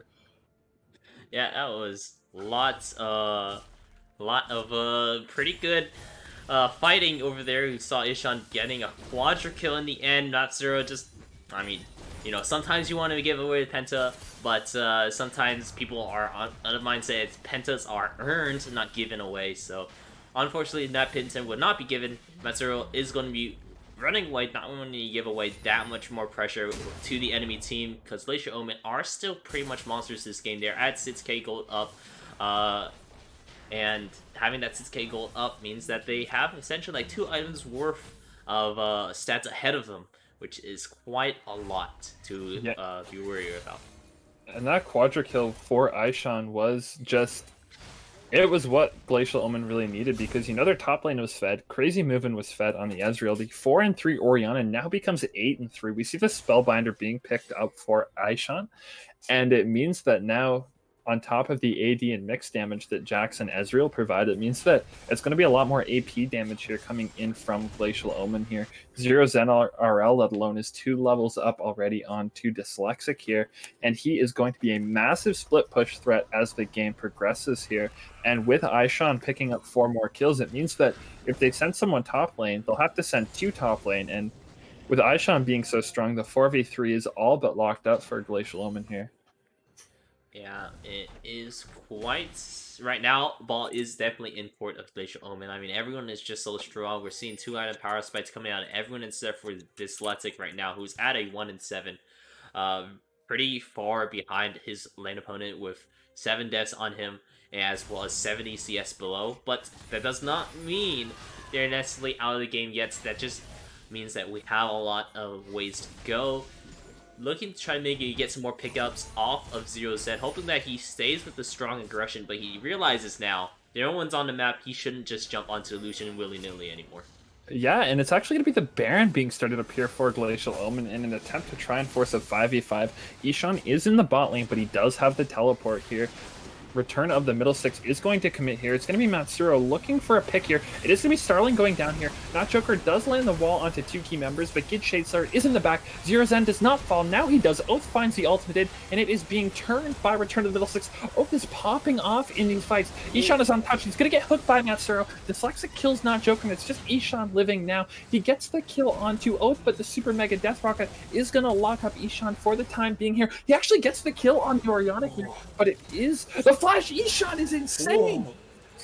Ishan salvaged that entire fight on his shoulders right there, with picking up the kill over on Dyslexic, who was the closest member to him, flashing around that zap so then he can go ahead and pick up the kill over on Pora Flambe. He flashed at a diagonal as well, which is really important because then he was in range to use his Q to finish off the Pora Flambe, and then Matsuro, actually, really oddly enough, he predicted the hook right there as well. Not predicted, maybe he just reacted fast enough in order to finish off the kill, but he was not fast enough to stop Ishan from getting that command attack over onto Pora Flambe. And that was a salvaged fight for Glacial Omens right there, but a still really good fight for Return to Millicents, considering how far below, or how far down they are in gold and levels, but they still managed to do such a beautiful fight like that. Yeah, someone in chat, please get a clip of that. That was an insane 1v3 play from Ishan there. The next dragon is Infernal Drake, and it is spawning in just over 40 seconds here. Since Glacial Omen got the second dragon, it means that it is not sold for Return of the Middle Six. And it is interesting that Return of the Middle Six have actually picked up the dragons here, because even though they've been on the back foot this entire game, Gid Shadeslayer was able to get a Rift Herald, and they already have 2 dragons to their name. And it looks like they're getting the advantage here in terms of vision around the river and the pit. Oh, Matsuro! Matsuro, yet another hook. They had the one ward over in that bush and it paid off. Managed to get another hook here, and that means this is the Inferno Drake for them, because we have Zero Z in top lane. He doesn't have TP just yet. He's looking to rotate all the way over there because he doesn't want to wait on his TP. He's going to walk on over to the Dragon Pit and try to make something happen. See if they can make 4 kills. Oh, it is stolen by not Joker there. The Shockwave is going to come in onto Gid Shadeslayer and Oath. Oath is getting locked up by Zero Zen RL in the back. The TP from Dyslexic is coming in. Not Joker is able to get some kills in the wall, and it looks like it's Dyslexic trying to clean up the fight. But Zero Zen RL is so strong. He knocks down Pora Flambe. He knocks down Matsuro, soon to fall shortly after. The Smite is going to kill Dyslexic, and it is going to be a clean ace for Glacial Omen here. A 1-4-5. Maybe, no, a 2-for-5, sorry, off that original pick. But it's going to be 5 men down for Return to the Middle Six, and that's going to be a Baron for Glacial Omen.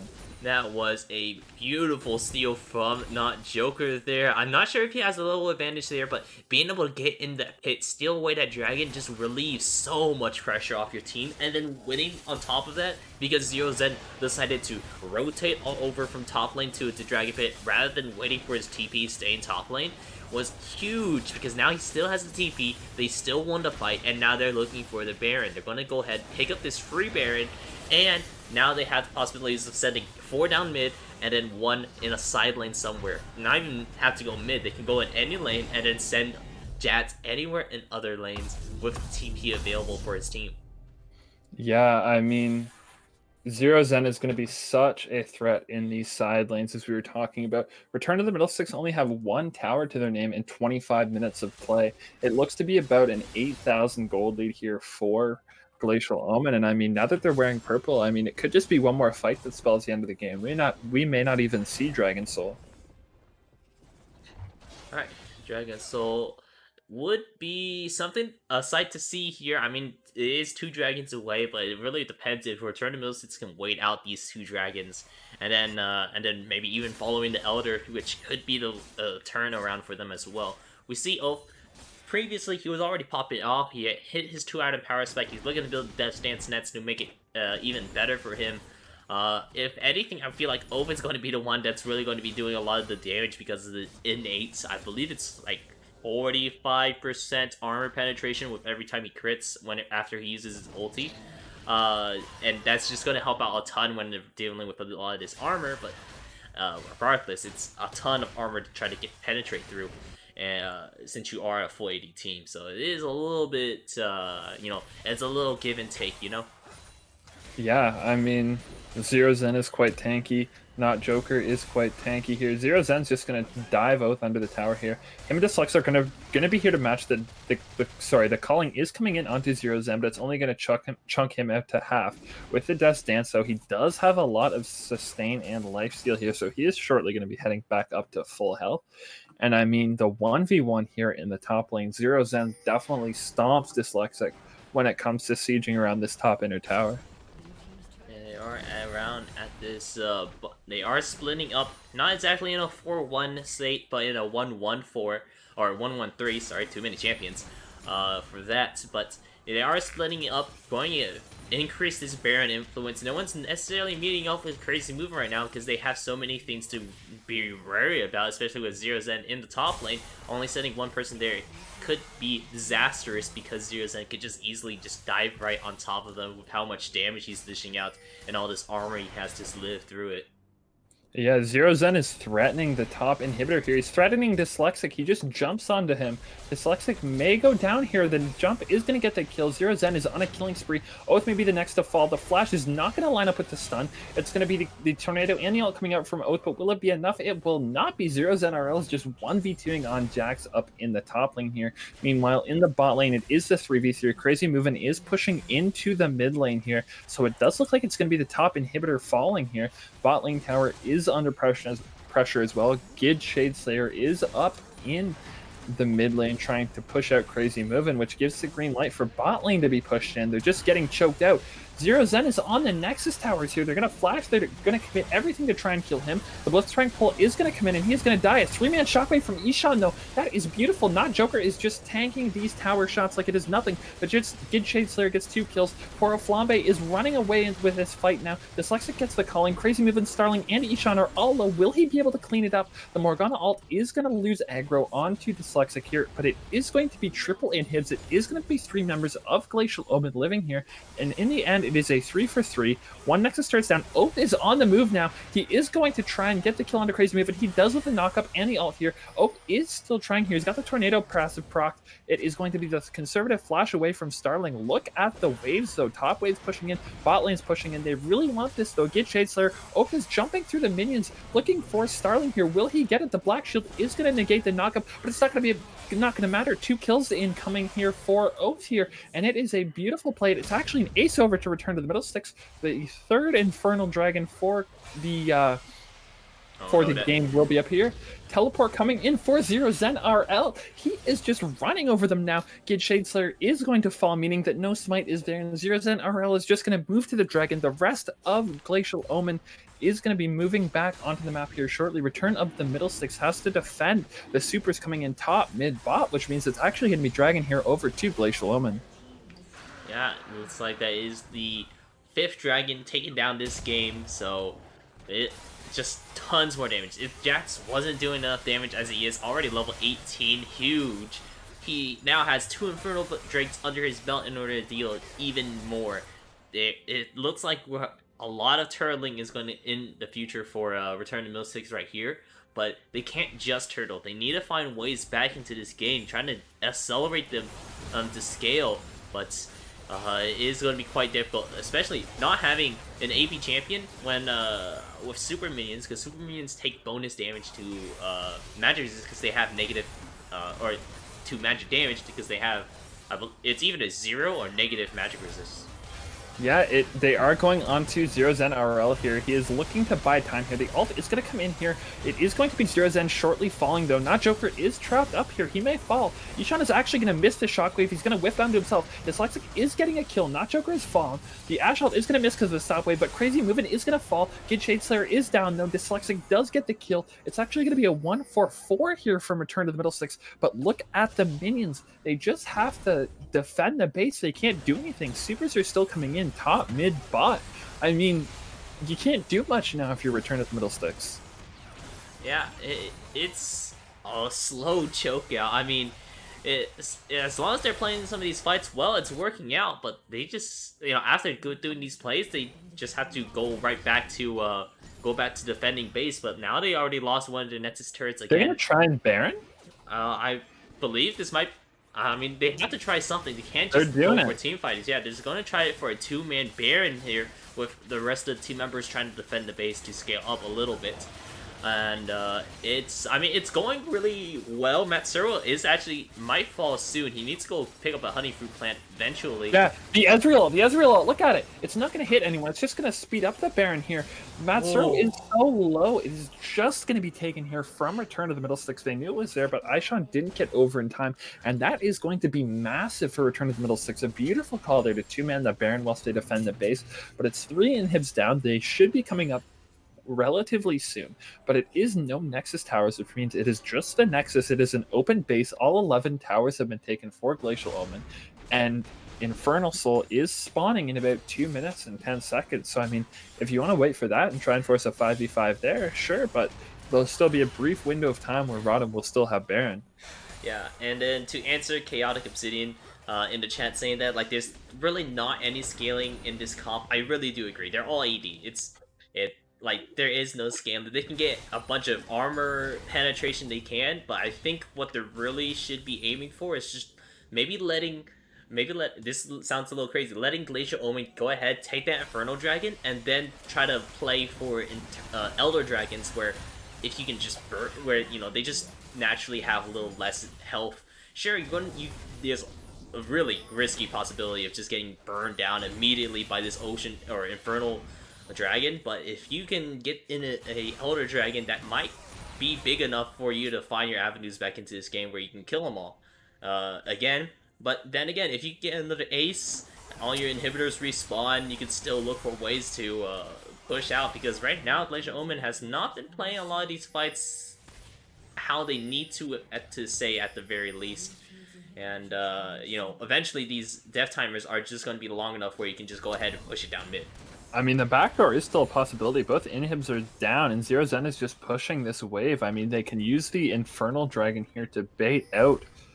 Actually, mid and bot lane inhibs have just respawned here. Zero Zen, is level 18, and actually went for the Mercury Treads here to get the tenacity with the reduced duration of CC there. It actually looks like Zero Zen is going to be playing here for the top lane push. Return to the Middlesticks have done a good job of warding their flanks. They've warded top lane. They've warded all the entrances into their base. They've sent 1 minion, I believe, to get that inhibitor, but it is not going to do much. Infernal Dragon is now up on the map next, and it looks like it's going to be Glacial Omens.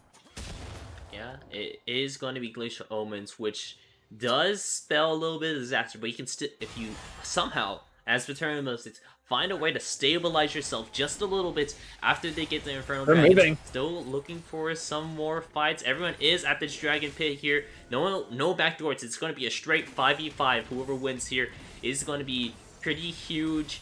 If they go ahead and take this Infernal Dragon for themselves, sure, they put themselves on a little bit more of a timer, but I mean, if they, again, still find a way to stabilize for some reason, then, maybe something's good here, but they're looking for an engage.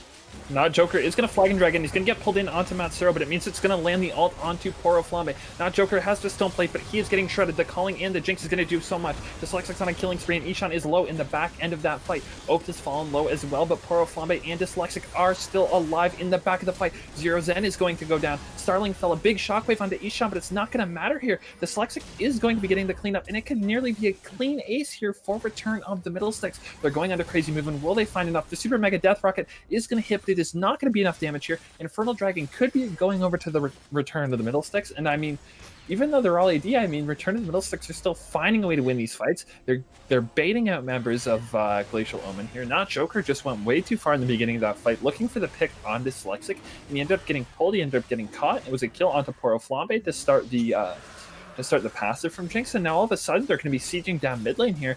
Ishan's not up for another 20 seconds. Not Joker's up in 8 seconds. Zero Zen's up in 20, so I mean, they could get some serious damage done in this base.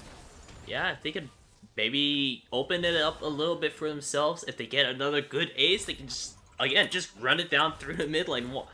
This game is going on for so long. We're at 36 minutes here. We're at so many kills, so much gold for both teams, and Return of Mills is still in it. They don't have a single tower to their name, like in their control. They took down 3 towers total, 1 in the bot lane, 2 in the mid lane, but they could still win it if they get another ace somehow, and then just run it through the mid lane, hopefully with some minions.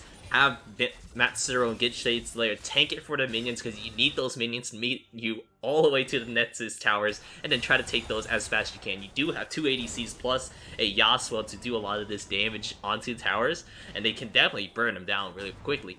But you do need to be worried right now, because the Baron is spawning up in about a minute. You need to get the ward game down. You need to find whatever pitch you can nearby as well, because the death timers are just long enough where you could probably kill someone, then they won't be here for a Baron. Yeah, I mean, if you saw these team comps coming out of draft, I don't think anyone could have predicted that Return of the Middle Six would keep the game this close. I mean, it's still only about 1.5 thousand gold lead for Glacial Omen, and when you're getting to this point of the game is negligible. It's actually going to be Return of the Middle Six having the upper foot here on this Baron push. Zero Zen, RL, and Aishan both have the teleport, so that's why Zero Zen is in the bot lane. Oath is going down to match. Baron is about to fire up here. Matsuro may be looking for a reset here to get some wards. He's gonna stay. Yeah, he's just going to go ahead and stay. He realized he doesn't have enough time to go for a reset right here, because there is a very possible for a fight to happen right now. Oath is in the bot lane to meet up with Zero Zen and try to stall it out a little bit for his team, but they do need to recognize, I feel like Zero Zen just wins these 1v1s against Oath, even if they're both at full build. Zero Zen is just pushing down the bot lane, and it means the Return of the Middle Six will have to concede off this Baron. Zero Zen here is gonna push down this tower here. Oath, I don't think is any match, but the rest of Return of the Middle Six are here. Oath is gonna fall. Zero Zen RL is going on Dyslexic. Will he take down Dyslexic? He will, but Poro Flambe will get the kill in the back line. It is going to be Glacial Omen picking up this Baron. It looks like Get Shade Slayer is looking for the steal here. Will he be able to get it? I think he will not. It is going to go over to Glacial Omen here. It is going to be Ishan cleaning up Gid Shade Slayer here, and with that, with the wave in the bot lane, with only 2 members being alive for Return to the Middle Sticks, they put up a valiant effort here, but I mean, it's just going to get ran down the mid lane here. The mid inhib is going to fall. No Nexus turrets means that we are going to Silver Scrapes, and we are going to game number 3. This has been quite the 40-minute game here. We're going to go into game 3.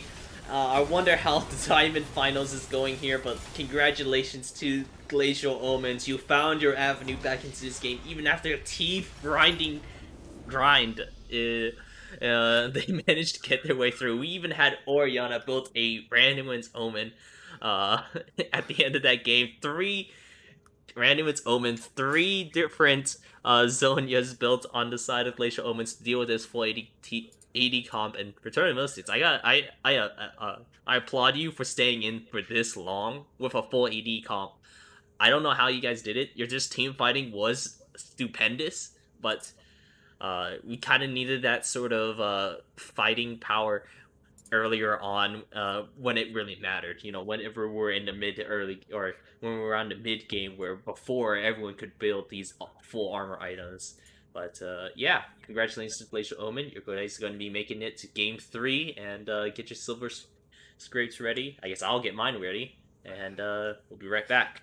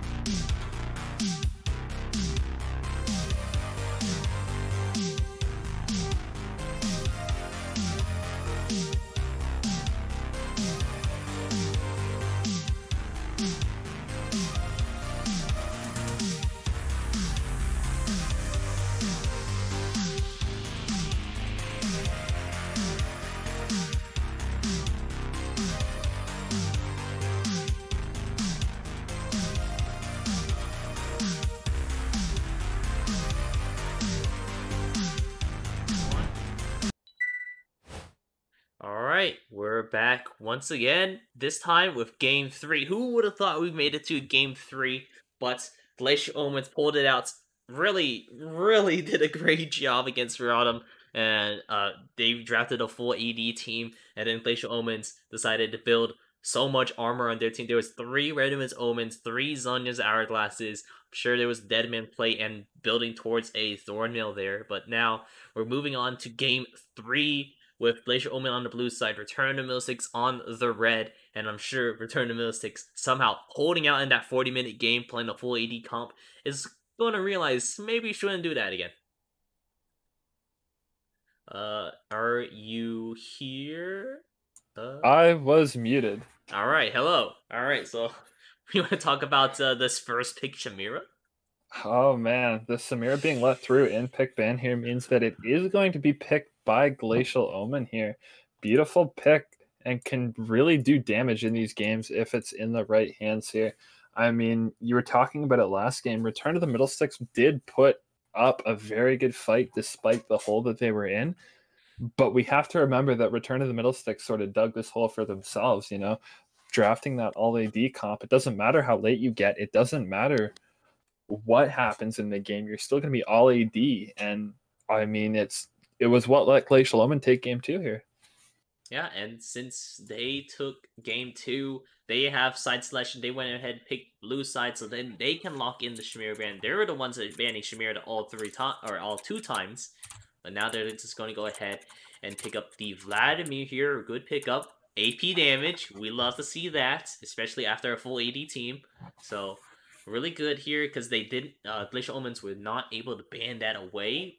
In first ban phase, they banned that, or sorry, second game, first ban phase, they banned it. But now, since they were going to push pick Shamira, they're going ahead and ban away the Shen alongside, so that they don't have to really worry about that. Orianna is also going to be picked up here for Glacial Omen's side. Yeah, I mean, Ashan had some really spectacular moments on the Orianna in game number 2. I'm surprised we didn't see it banned actually in game 3 here. It was a really good performance from him. Looking at these bans, though, they stay the same from the RotM side despite switching sides. Galio, Camille, and Olaf are going to be taken off the table. On the blue side, Glacial Omen choosing to ban that Ornn out and the Shen out, which have been 2 standard bans from game 1 and 2. The Thresh was an adaptation ban from Matsuro's play on the Thresh in game 1. It's been it's a Yasuo lock-in again. Classic old Yasuo. I mean, the Yasuo, once he got his power spike, the Infinity Edge PD, Berserker Greaves, and enough levels to have Matt CDR in your queue, he was doing pretty good. He was doing pretty decently. He wasn't picking any bad fights. He was CCing pretty well.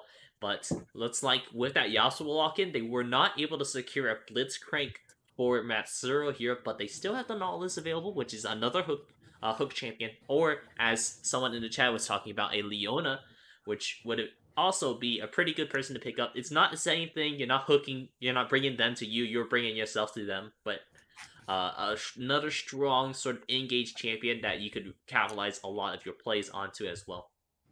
Yeah, with these 3 hook champs being banned out, it suggests to me that they don't want to go towards that Leona, you know, maybe because Starling wasn't feeling as comfortable on it.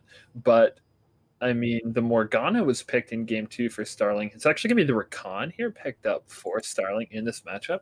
You know, game 2, Starling had the Morgana, but he was a bit late on some of the Black Shields. You know, that level 1 invade notably was a time where, you know, had he have used Black Shield a little bit earlier, I mean, he would have probably saved his life here. It's actually the Hecarim locked in for the jungler of Glacial Omen there for not Joker. He had a really good performance on the Jarvan in that game, landing a bunch of priority picks here.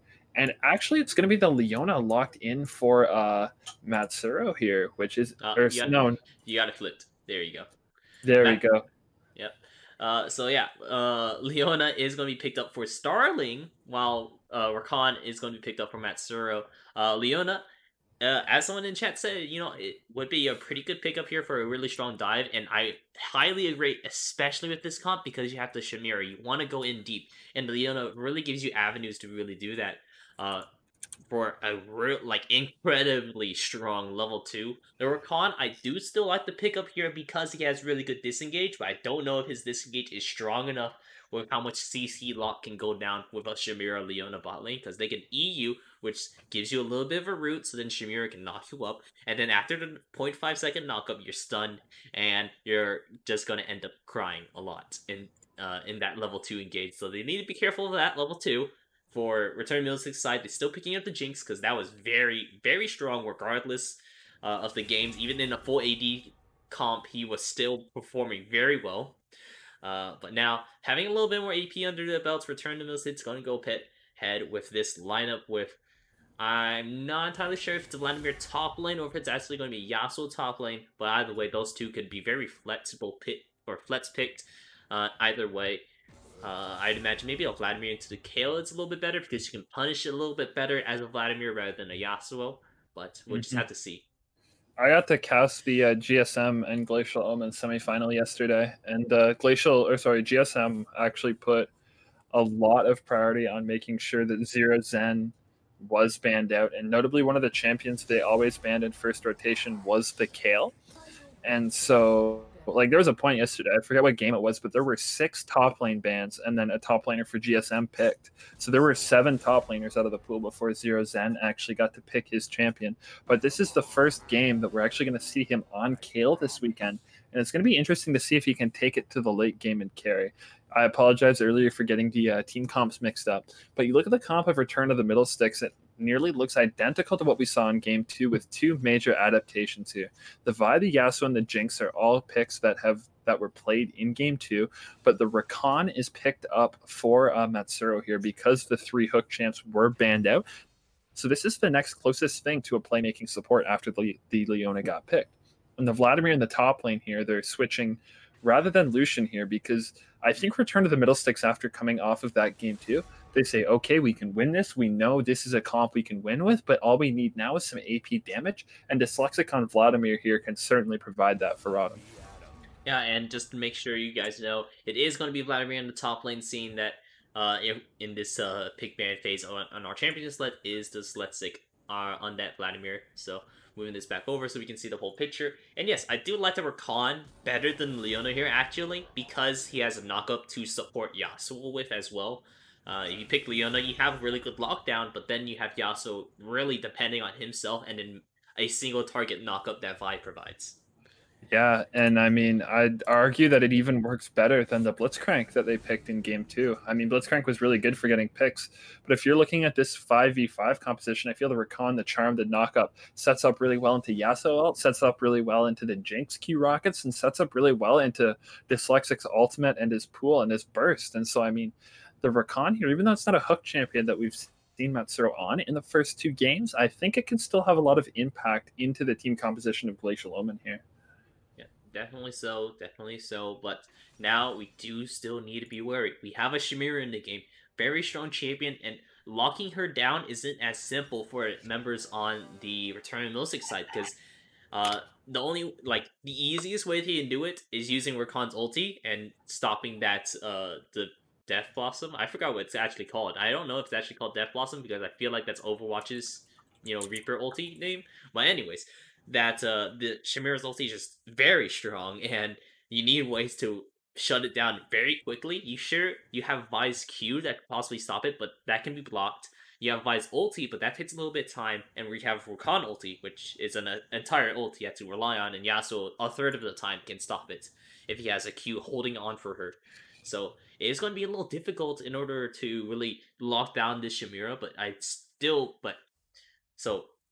do believe that the Shamira pick is amazing. First pick Shamira, and depending on how well Crazy Moving can really play with it, I have high hopes for Glacial Omens here, doing a reverse sweep over onto Return to Middlesex, especially having Leona as your support with so much lockdown CC, really good engages, and then pair that up with like maybe a Hecarim devastating charge for a gank, surprising one of the enemies, getting that dash off so then it knocks him back, you can still knock him up, and then it just walks right into Leona's Zenith Blade into a massive CC chain. So I'm really loving Glacial Omen's comp a lot better than Return to Middlesex, but the Return to Middlesex comp is definitely better than what they had in Game 2.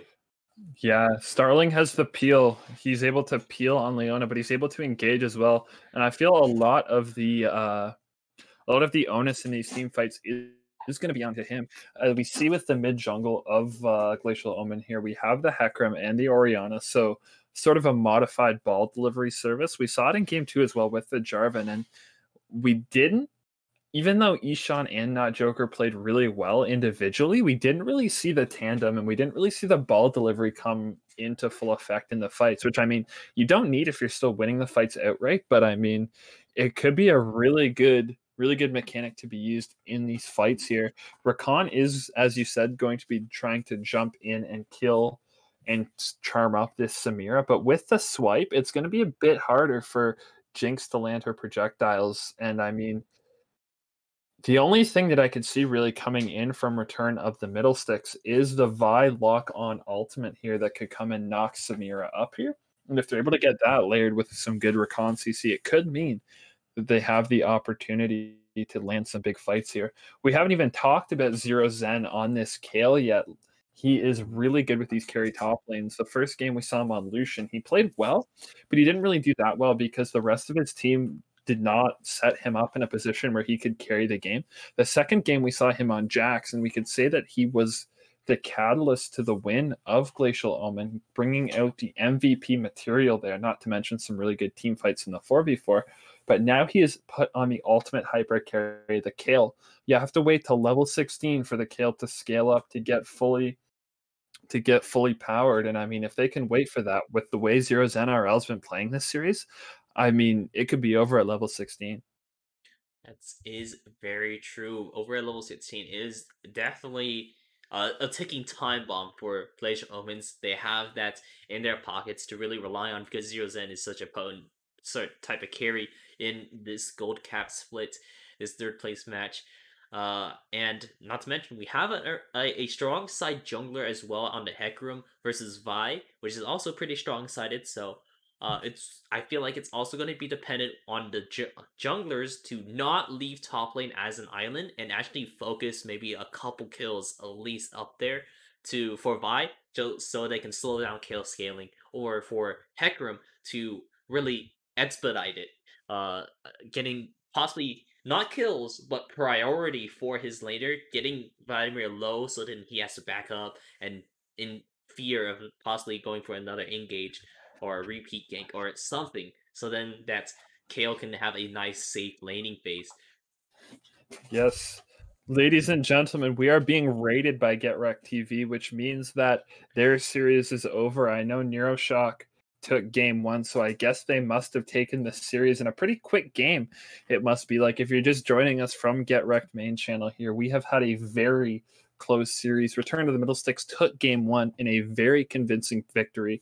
Game 2, however, was a different story. Some draft slip-ups from Return to the Middle Sticks made them play an all AD comp, and even though they were able to get the game to the late game, they weren't able to do well because of the issues with their composition. Now we are loading into game 3, and one of the things Panther said it in chat, it would be an amazing interaction to see the Kale ult on top of the Samira ult. I hope we see it. I fear it.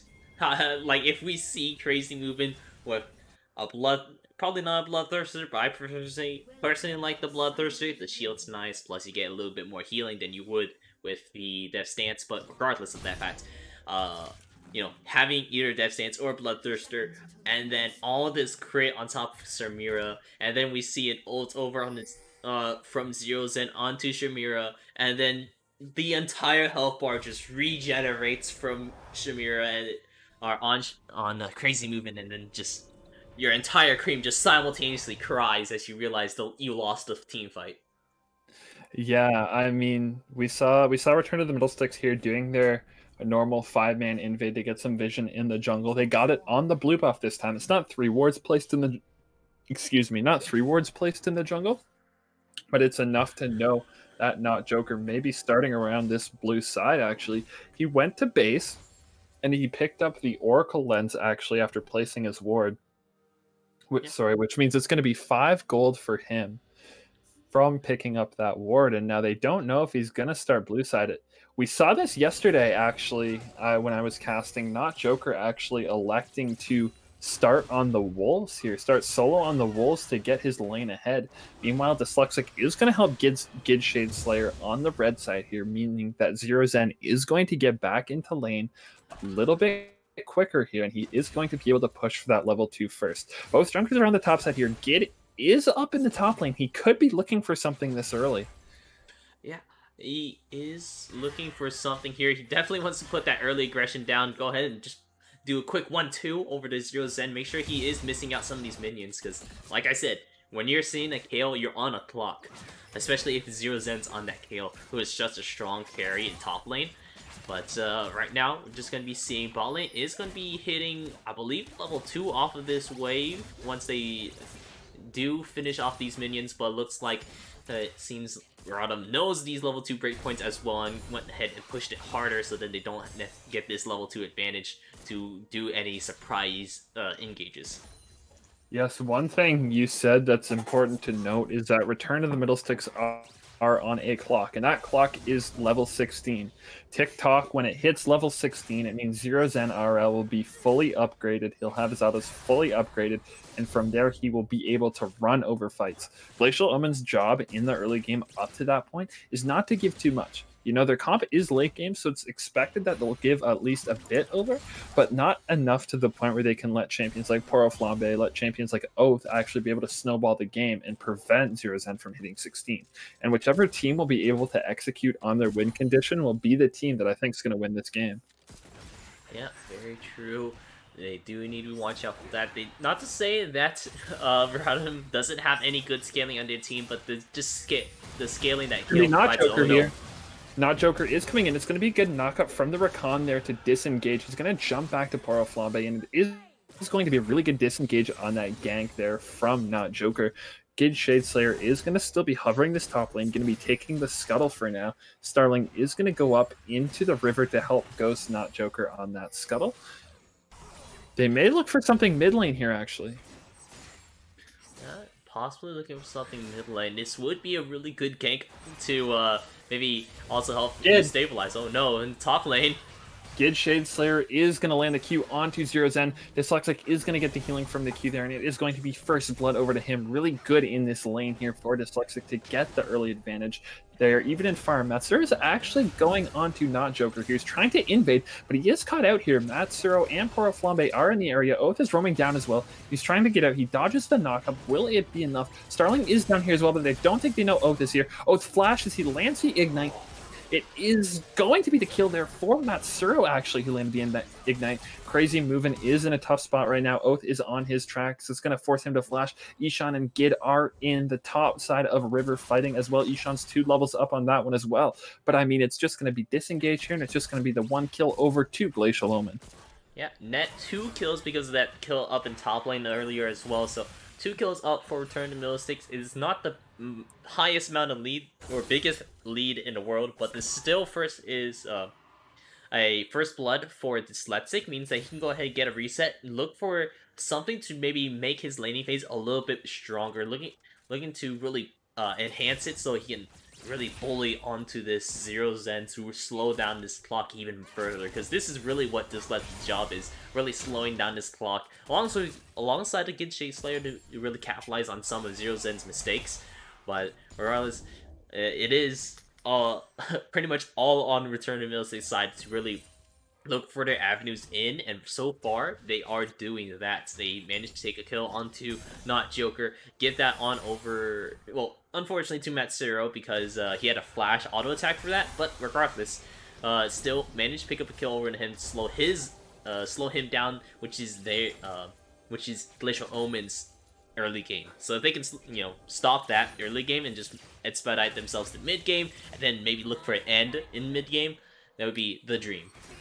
Yeah, and I mean, you've already seen Gid come up to the top lane twice here. Once was right at level 2, and the other time actually resulted in first blood for Dyslexic. So the rest of not GSM, sorry, they already won. Return to the middle sticks actually is aware that they need to shut down Zero Zen, and I think Gid is going to do everything in his power to focus this top lane here. Mountain Dragon is the first dragon that is up, and it looks like it's going to be Glacial Omen prioritizing this. The very first two games we saw RotM actually prioritizing these two dragons and were able to get a lead on both of the dragons here. Not Joker is going to take the scuttle, and it doesn't look like the dragon's going to be started. Matsuro is going to be in the area here. Ishan and Oath are trading in the mid lane, and maybe a pick actually onto Matsuro here. He is going to get out. Gid is still in the top lane, however. If Not Joker resets here, it would be a bad idea. Yes, he doesn't back. The flash, the knockup is going to land. The pool is going to ult lock in from Vladimir. The pool will not do enough. The ult from Zero Zen there actually saves himself for the time being. But with Gid Shadeslayer showing himself on the top side, it means that Glacial Omen is going to start up this dragon here. The first dragon is going to be Mountain Dragon over to Glacial Omen. Yep, and a great dragon to capitalize on first, because now your team is going to be speeding up a little bit, trying to get to this Dragon Soul and or Elder Dragon point, because you are playing for the late game. You get to this late game point, you're going to be monsters. And picking up the first Drake, which is Mountain, is not going to help you too much, because you're not going to be building too tanky. But regardless, extra stats is extra stats at the end of the day. Next one's going to be a Cloud Drake, which is everyone except for Crazy Movement's really going to love, I would say, because his ult is a 3-second cooldown. 10% of 3 seconds is not big enough to really make a difference. Yeah, but I mean, if we're going to look at the Cloud Dragon here, I think the more important thing we take away from this is that Soul is either going to be Mountain or Infernal. Zero Zen is getting some good trades onto Dyslexic. He is quite low, so he is going to have to clean up here. Not Joker is on the top side as well if they want to look for the die, but I don't think they are going to. Gid is on the top side as well with Rift Herald up, meaning that we could see a fight for that. Zero Zen is pushing in this top wave, and he does have teleport to come back.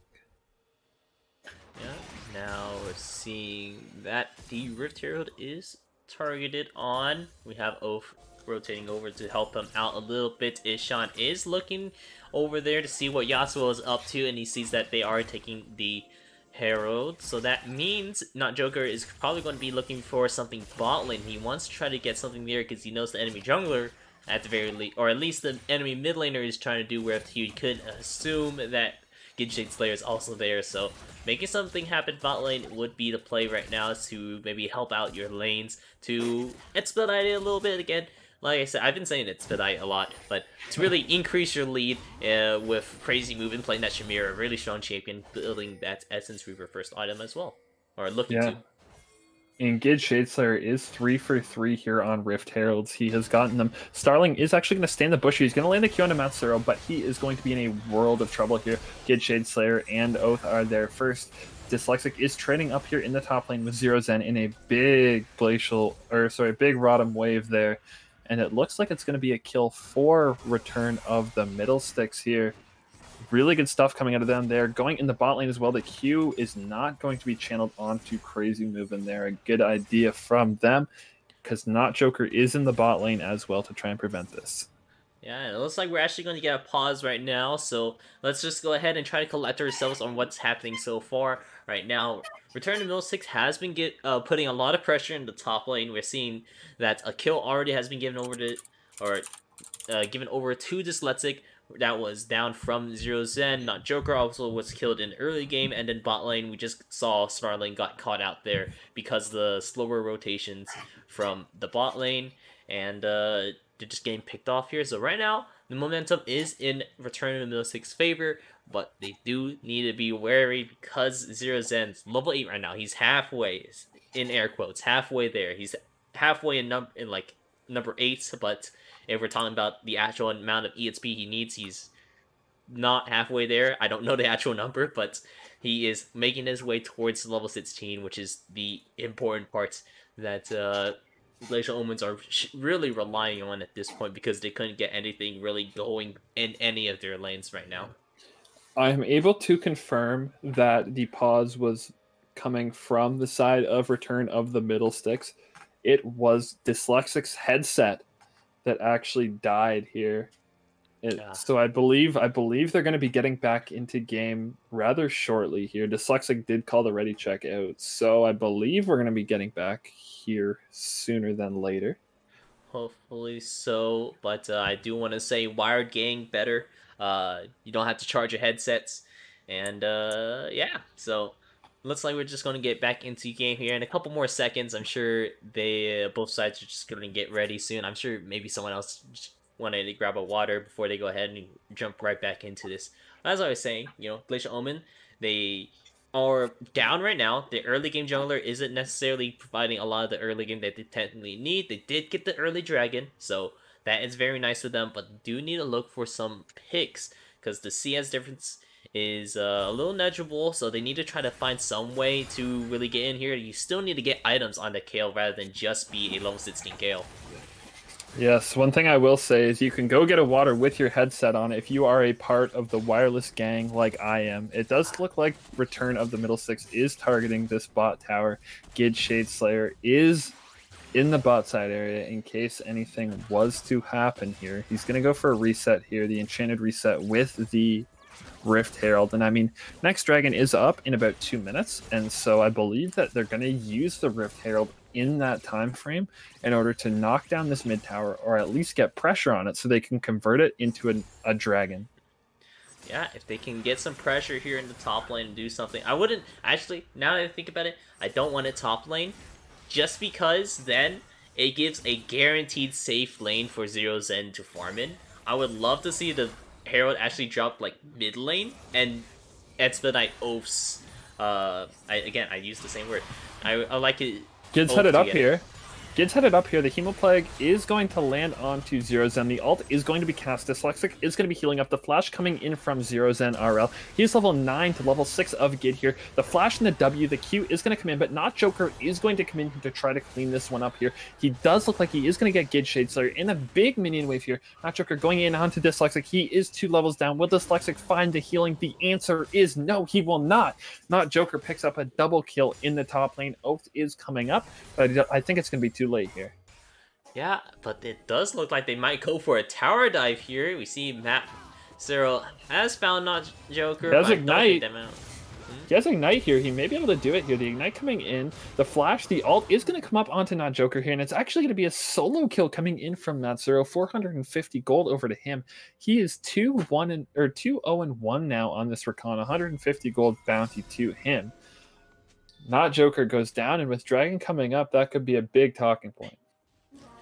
Man, I keep like trying to fast forward to you because you're just like a little bit ahead of me, but then every time I do, it just pauses and then just goes again. So I'm just like, that entire pause, like fast forward I did, just did nothing.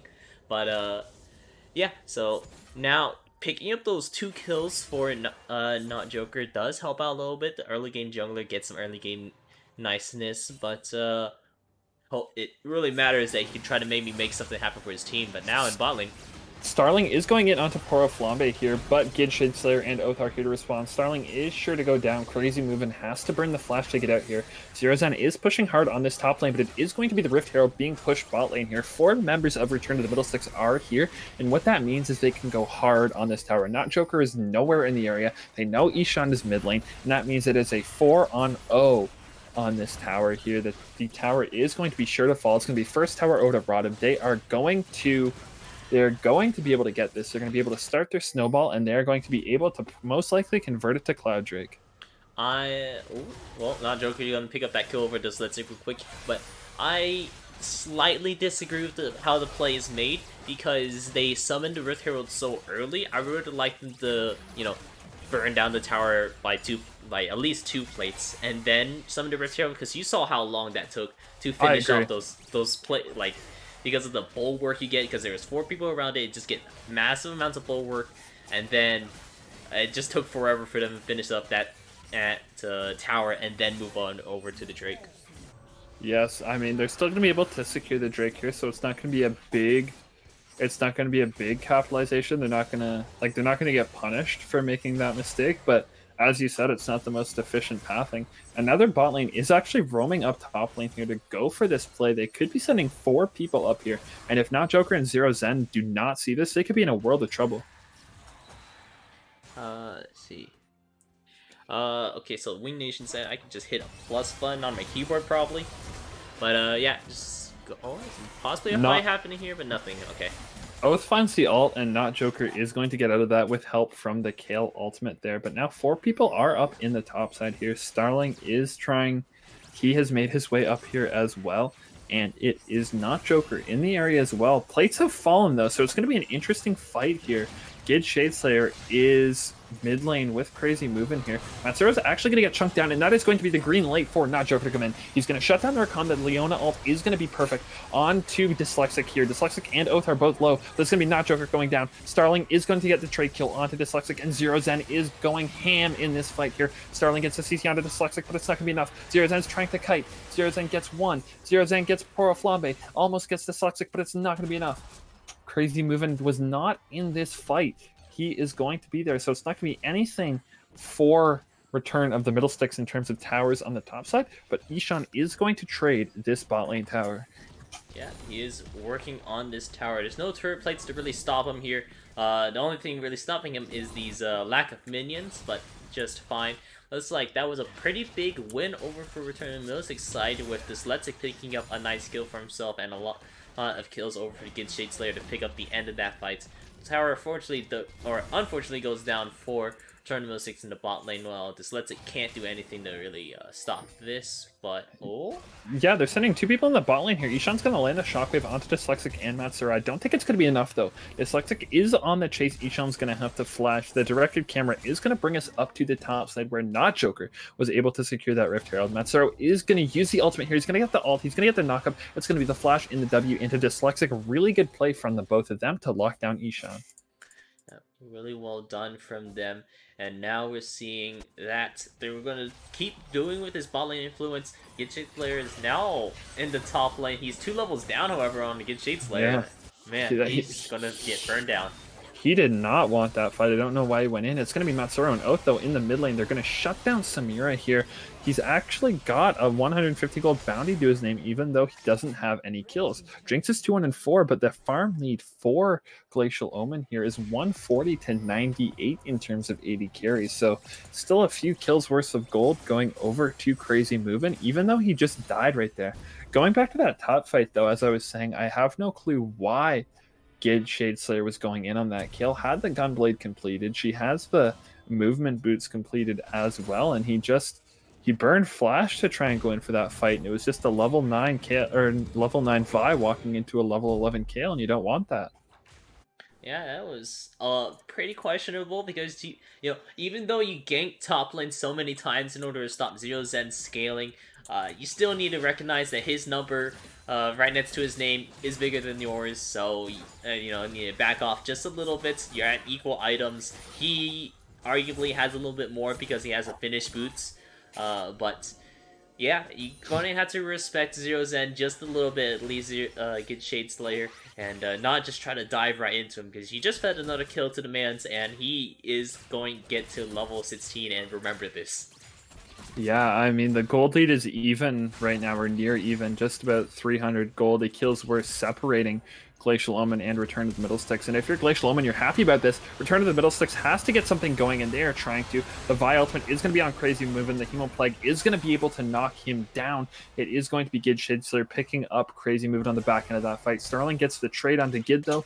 Oath uses the Blast Cone, and he gets out. So at the end of the day, it's actually a 1-for-2 here for for Glacial Omen here. Maybe it was a little bit overforced here from Return to the Middle Sticks.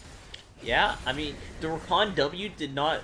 I believe it's called Grand Entrance. I'm not entirely sure if I remember. But yeah, he pulled out the W just way too late after getting that charm off. He should have been happy with just getting possibly a 2-man, or at least a guaranteed 1-man for Oath to get a good ulti off, and then exit out of that fight right after, because staying that long, Matsuro went down on just the towers. A lot of this damage came out of just towers. It wasn't from the enemy team from Glacial Omens. It's just staying under towers, taking all those free shots for so long. Yeah, and One thing I'm happy about, definitely, the RN Jesus has blessed us. For the 3rd game in a row, we are getting Infernal Soul, which is only going to contribute to these fights, though. Gets Shadeslayer, steals the Dragon, opens on the backside of the fight. The Shockwave is going to miss. Zero Zen picks up Oath, and Zero Zen is level 13. Even though he's not 16, he is huge. Matsuro is trying to disengage here, but he is going to trade his life for it. Matsuro is going to fall. Not Joker with the Kale ult is diving in. Gid Shadeslayer is trying his best to get out. The Blast Cone will be enough, but then the fear back for Poro Flambe is going to die. Not Joker is still running under this tower. Ball delivery is there. Not Joker gets a killing spree, and it is going beautiful for Glacial Omen. Crazy move and channels the ult. With the tower, Not Joker is going to fall here. It's actually going to be 750 gold going over to Return of the Middle Sticks here. Dyslexic is on a killing spree in a fight that looks so good for Glacial Omen. Turned around and actually got a few kills for Return of the Middle Sticks. Yeah, it looks like Crazy Movement went a little too ham. I know this champ's broken, but you have to respect towers just a little bit in dyslexic pass. Oh, Dyslexic now. Oh, he's looking for something. Zero Zen's there though. Matsuro's there though. It's going to be Matsuro onto Zero Zen. He already used the ult here. It could be Zero Zen on the killing spree, but Oath is going to get the shutdown, which is crucial. Oath is still on the chase here. He does not have Flash. He used Ignite, which means that he's probably not going to lock either of these targets down here. The Oriana W is going to get the speed buff, but Oath wants more. Dashing through the minions. He's got the tornado up. He hits the tornado, and Oath on this Yasuo is playing beautifully this game. 3, 2, and 6 for him. Now the Phantom Dancer is completed. He is stopping the backs of Starling in the bot lane. He is looking for more here. Oath is just doing amazing in these fights.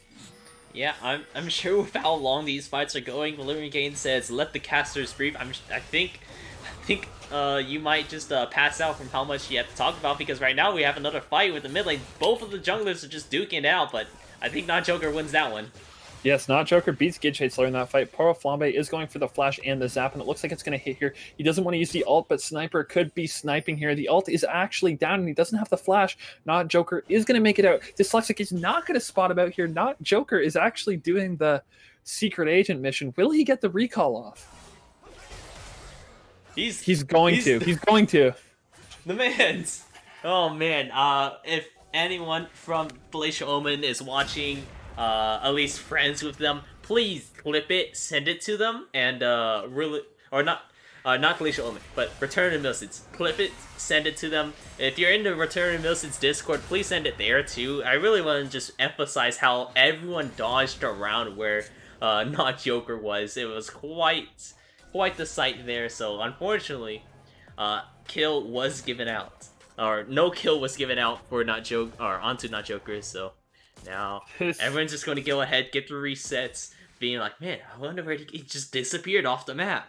And yeah, right now Not Joker, pretty strong guy. He has two fully built items for himself, not including the Warrior Enchantment because he opted in to skip that. And now we're looking for maybe another play. Starling almost got the pick onto Matsuro here. Matsuro has played very well even in this game as well. In the first and second game, Matsuro has played really well in getting engages for his team. And if Return of the Middle Sticks wants to win this game, they're going to have to do it again. The next dragon is coming up relatively soon as well. The Baron is up here. Is this... They're trying to clear out vision for the Baron here. Are they going to start it? It doesn't look like it is. It's going to be spotted out by Glacial Omen here. So they're just getting vision around it. And just going to go ahead, get some vision, and oh, strong siege. Another tower dive by Return to the Middle Sticks. The flash ult onto Starling there from Matsuro is not going to get the kill, but it is going to secure the tower. Not Joker is waiting in the wings if he wants to flank in, but it's not going to happen. They get the mid lane tower, and it looks like they're all moving to Baron here. Whether they're going to start it or they're going to go looking for Zero Zen. They ping on the way to Zero Zen here. Will they be able to kill him before the back actually comes? I don't think it is, and Zero Zen actually gets out there. This is where Zero Zen in all chat puts out the question mark, you know, why send 4? Especially because the next dragon's up in just under a minute here. Infernal Dragon is going to be the call for Glacial Omen here, and if they can get it, it's going to be a really good thing for them, given that it's going to be 2 drags to 2 rather than 3 dragons to 1. Yeah, it is a very important dragon to pick up here to swing things into motion, because if Return of Millicent picks this up, that really puts on the pressure for Glacial Omens to, like, you don't want to give him this Infernal Dragon Soul. And now Oath is in the middle of it. Oath may be caught. Oath is slashing and dashing, but it's not going to be enough here. He's actually going to flash out and make it. Gid Shadeslayer on the back of that fight is going to ult Crazy Moving, but the Kale ult is going to keep him alive. Gid Shadeslayer falls down. Not Joker is in the back line now. It is going to be the clean near 4-for-0 for Glacial Omen here. That is going to be Infernal Dragon for them, and maybe a bit more off the back of it. They can definitely go for more, seeing that the mid lane minions are already pushing this mid lane. Oh man, that's a lot of mid. I would still send possibly one person bot lane, but actually they're looking to go in for the Baron play here rather than going ahead and looking for some towers. Really nice play if they can go ahead and take this Baron. They have DPS to do it. DPS to do it. I mean, your top laners, Kale and Crazy Movement is still alive, means that you're going to shred this Baron down. And with Gid Shadeslayer not anywhere in the area, it means that it is going to be the Dragon for, or the Baron, sorry, for Glacial Omen. No contest coming out from Return of the Middle Sticks here. Yeah, it is going to be the Baron for them. And Zero Zen, one level away. He's at 2 items plus boots. He's got a Executioner's Calling.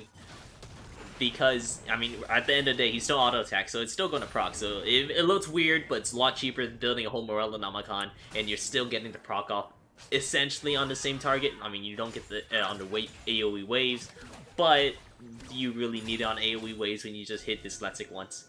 And, but yeah, besides the point, Zero Zen, almost at the point. He's building the Gunzo's, or Wit's End. It's probably Gunzo's. I really doubt it's a Wit's End.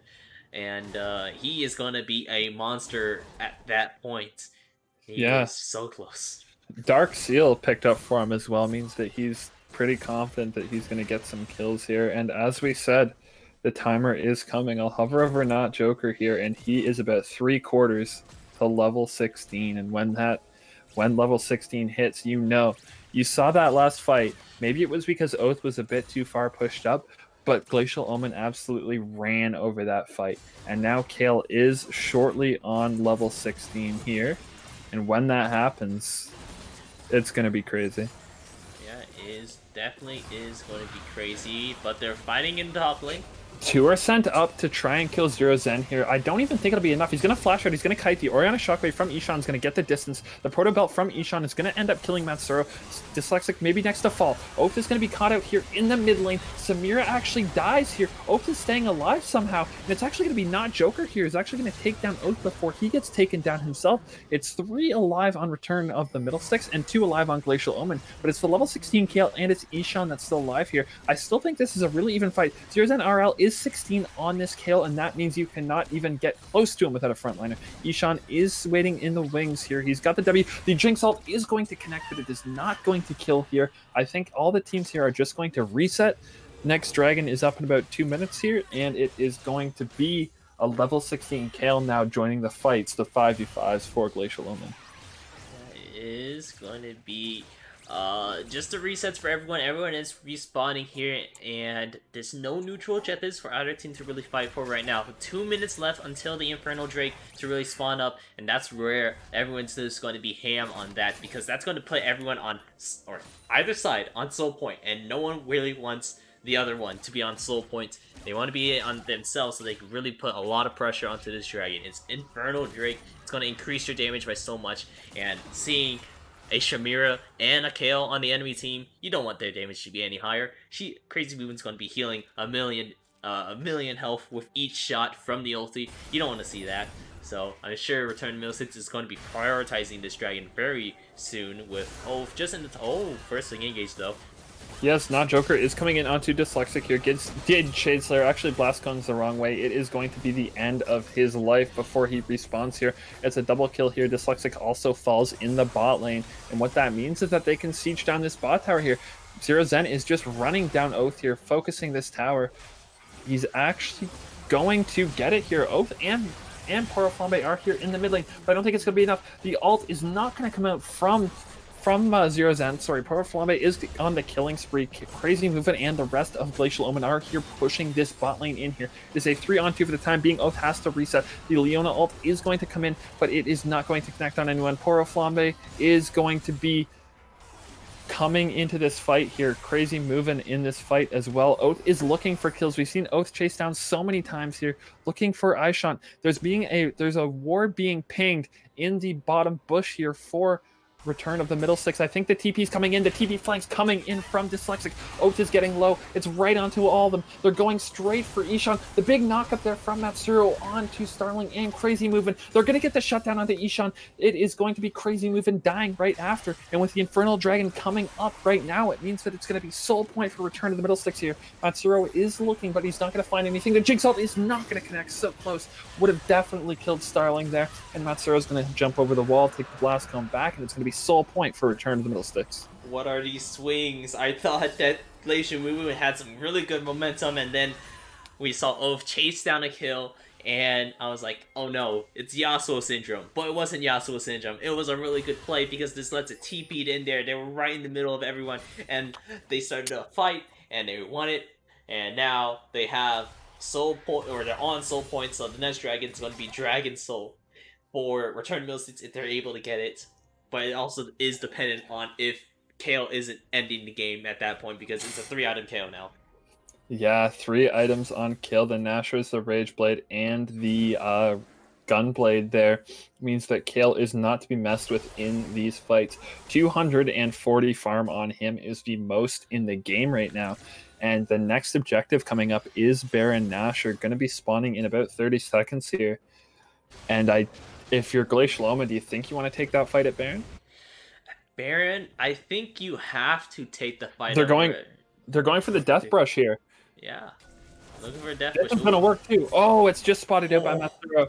Not Joker is going to try and come in, but it's going to be the Zap that's going to stop him. And it was a beautiful idea here. Dyslexic may actually be caught out here. Dyslexic and Not Joker are fighting here. Starling is going to join here. He's going to land the Eon Dyslexic, but no members of Glacial Omen are here to follow up. Means that he's going to have to retreat, and Baron Nashor is on the table. You got to keep your eyes on Zero Zen in the bot lane here. His teleport is ready, but right now he is just content splitting in this bot lane here. It's currently a 5v4 for return of the middle sticks in the Baron, but they can't hold it for too much. They're going to have to go in. The flash, the Q is going to miss, but Ishan's going to get knocked up. Pora Flambe is in the back lane. He is on a rampage. No one is touching him. Matsuro is killing Starling. Not Joker is falling down, and it is going to be Crazy Movement who's going to fall next. But look in the top, look in the bot lane. Zero's NRL's just on the towers here. This could be game. The backs are coming in. It's going to be one Nexus Turret falling. Will the second go down? The second tower is going to go down by Zero Zen. Will he go for the end? No, he will not. The kill ult is going to come through here. He's going to try and kill. He actually kills Dyslexic. Oath is going to be next. The wind wall's going to stop some autos, and the knockup from Matsuro is going to mean that return of the middle sticks is going to get that ace, and now it's pings onto the Baron. I've seen this movie before. For like almost all of these towers are gone. It's not exactly like game 2, because you have some AP on your team and you have one tower in the mid lane. But I've seen this before. But will the ending be the same? Right now, if they're going to go ahead and go onto this Baron, return to middle sticks is how I say, hey, they have a Jinx. They can DPS this down before they get there fast enough. They will have Baron buff on them. Won't have it on Dyslexic because that is too long to wait, because there's a pony on his way to try to steal this Baron. It's not going to be fast enough, and now they're going to maybe do a 3v3 fight, or if they can get away just fast enough. They're still looking for some of these picks, or Glitch Omen's looking for some of these picks in order to clear out some of this Baron buff, but I don't think they'll be able to find anyone. Yeah, there aren't any blue wards near the enemy base, so the idea of a teleport backdoor, even though Zero Zen and Ishan both have their teleports up, I mean, they'd have to wait. They'd have to wait on a. They're gonna have to wait on either the super wave or someone to place a ward. The next dragon is coming up soon. Infernal Dragon is gonna be soul for return to the middle sticks. Excuse me.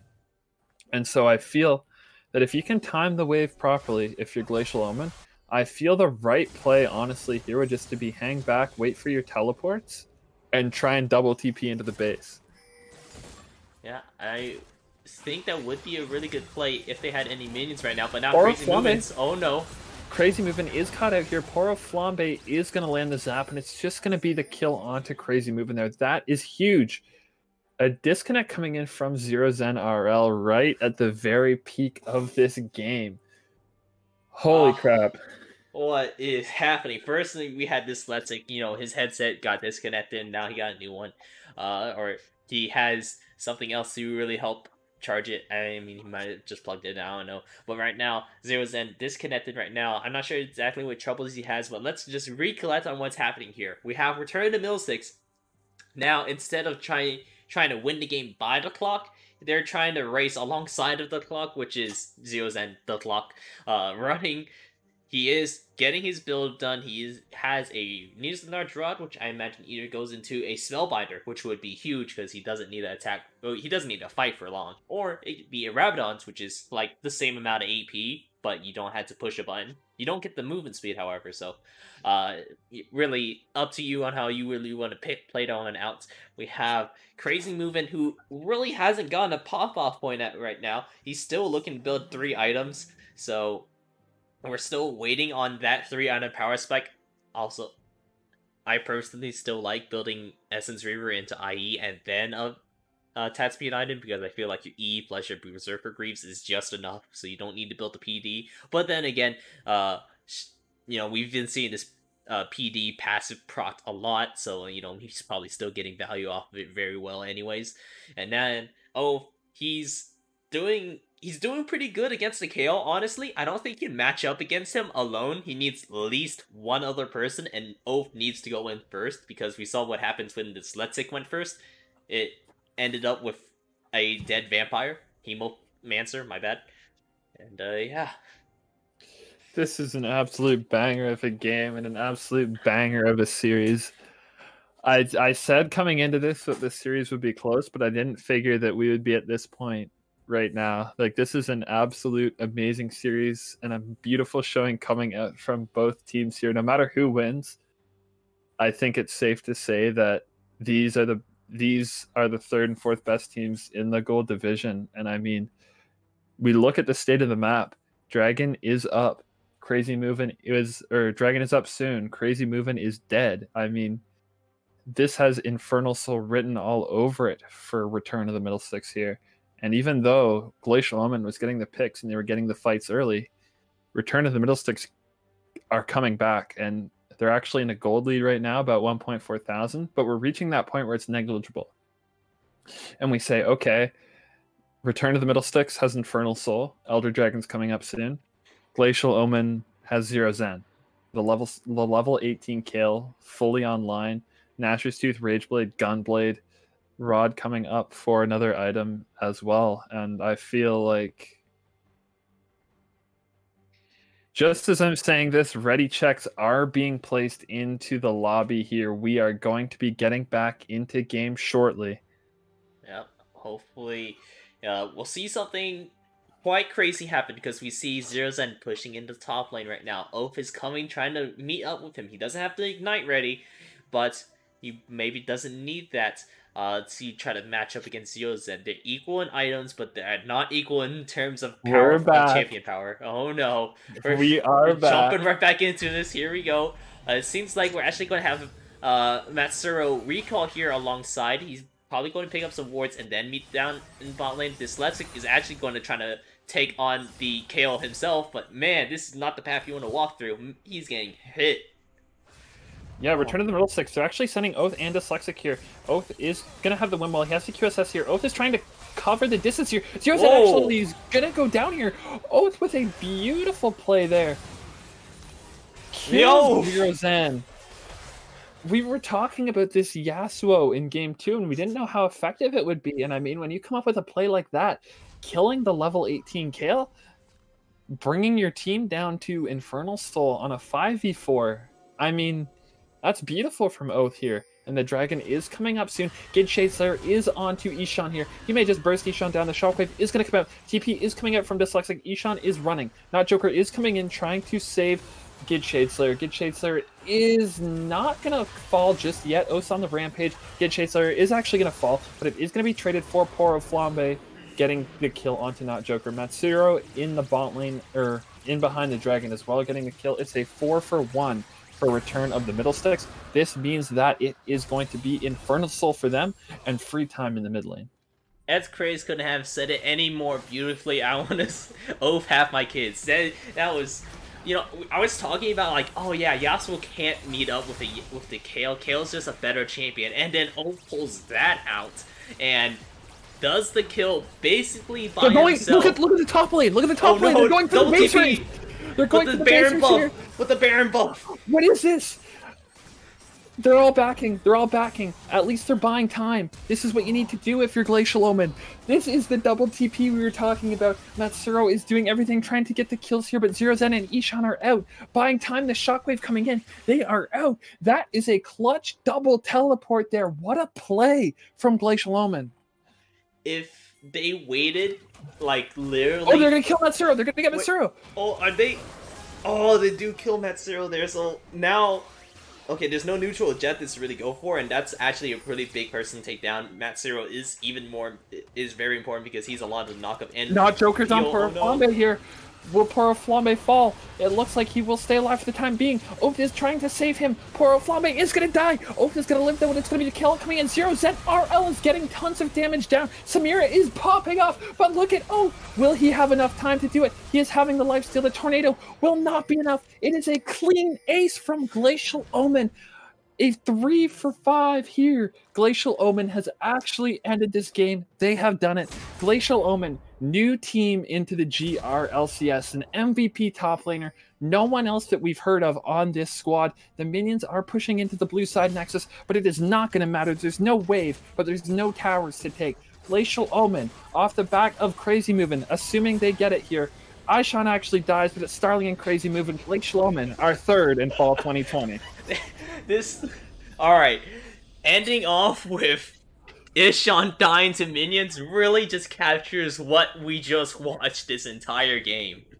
It was chaotic and insane what we just saw. GG's all around. Congratulations, Glacial Omen. You're third place. This was just a third place match.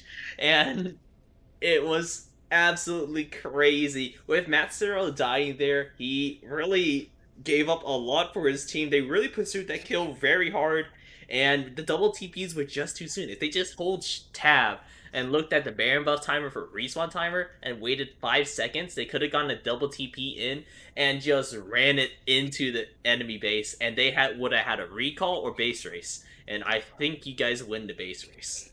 But regardless of the fact, congratulations, Glacial Omens. You guys win against the Return of Middle 6 in this crazy long series, because before this it was a 40-minute game, now a 36-minute game. Crazy. And Return of Middle 6, you guys put up one hell of a fight all the way through, with Oath taking up a solo kill over a Zero Zen. It was absolutely insane. Do you have any lasting thoughts for both of these team members? I mean, yes, Glacial Omen, they did what they had to do, and they ended up winning this series. But I mean, you have to look at Return of the Middle Six playing with Oath in the mid lane. You know, first time probably mid lane at all this split.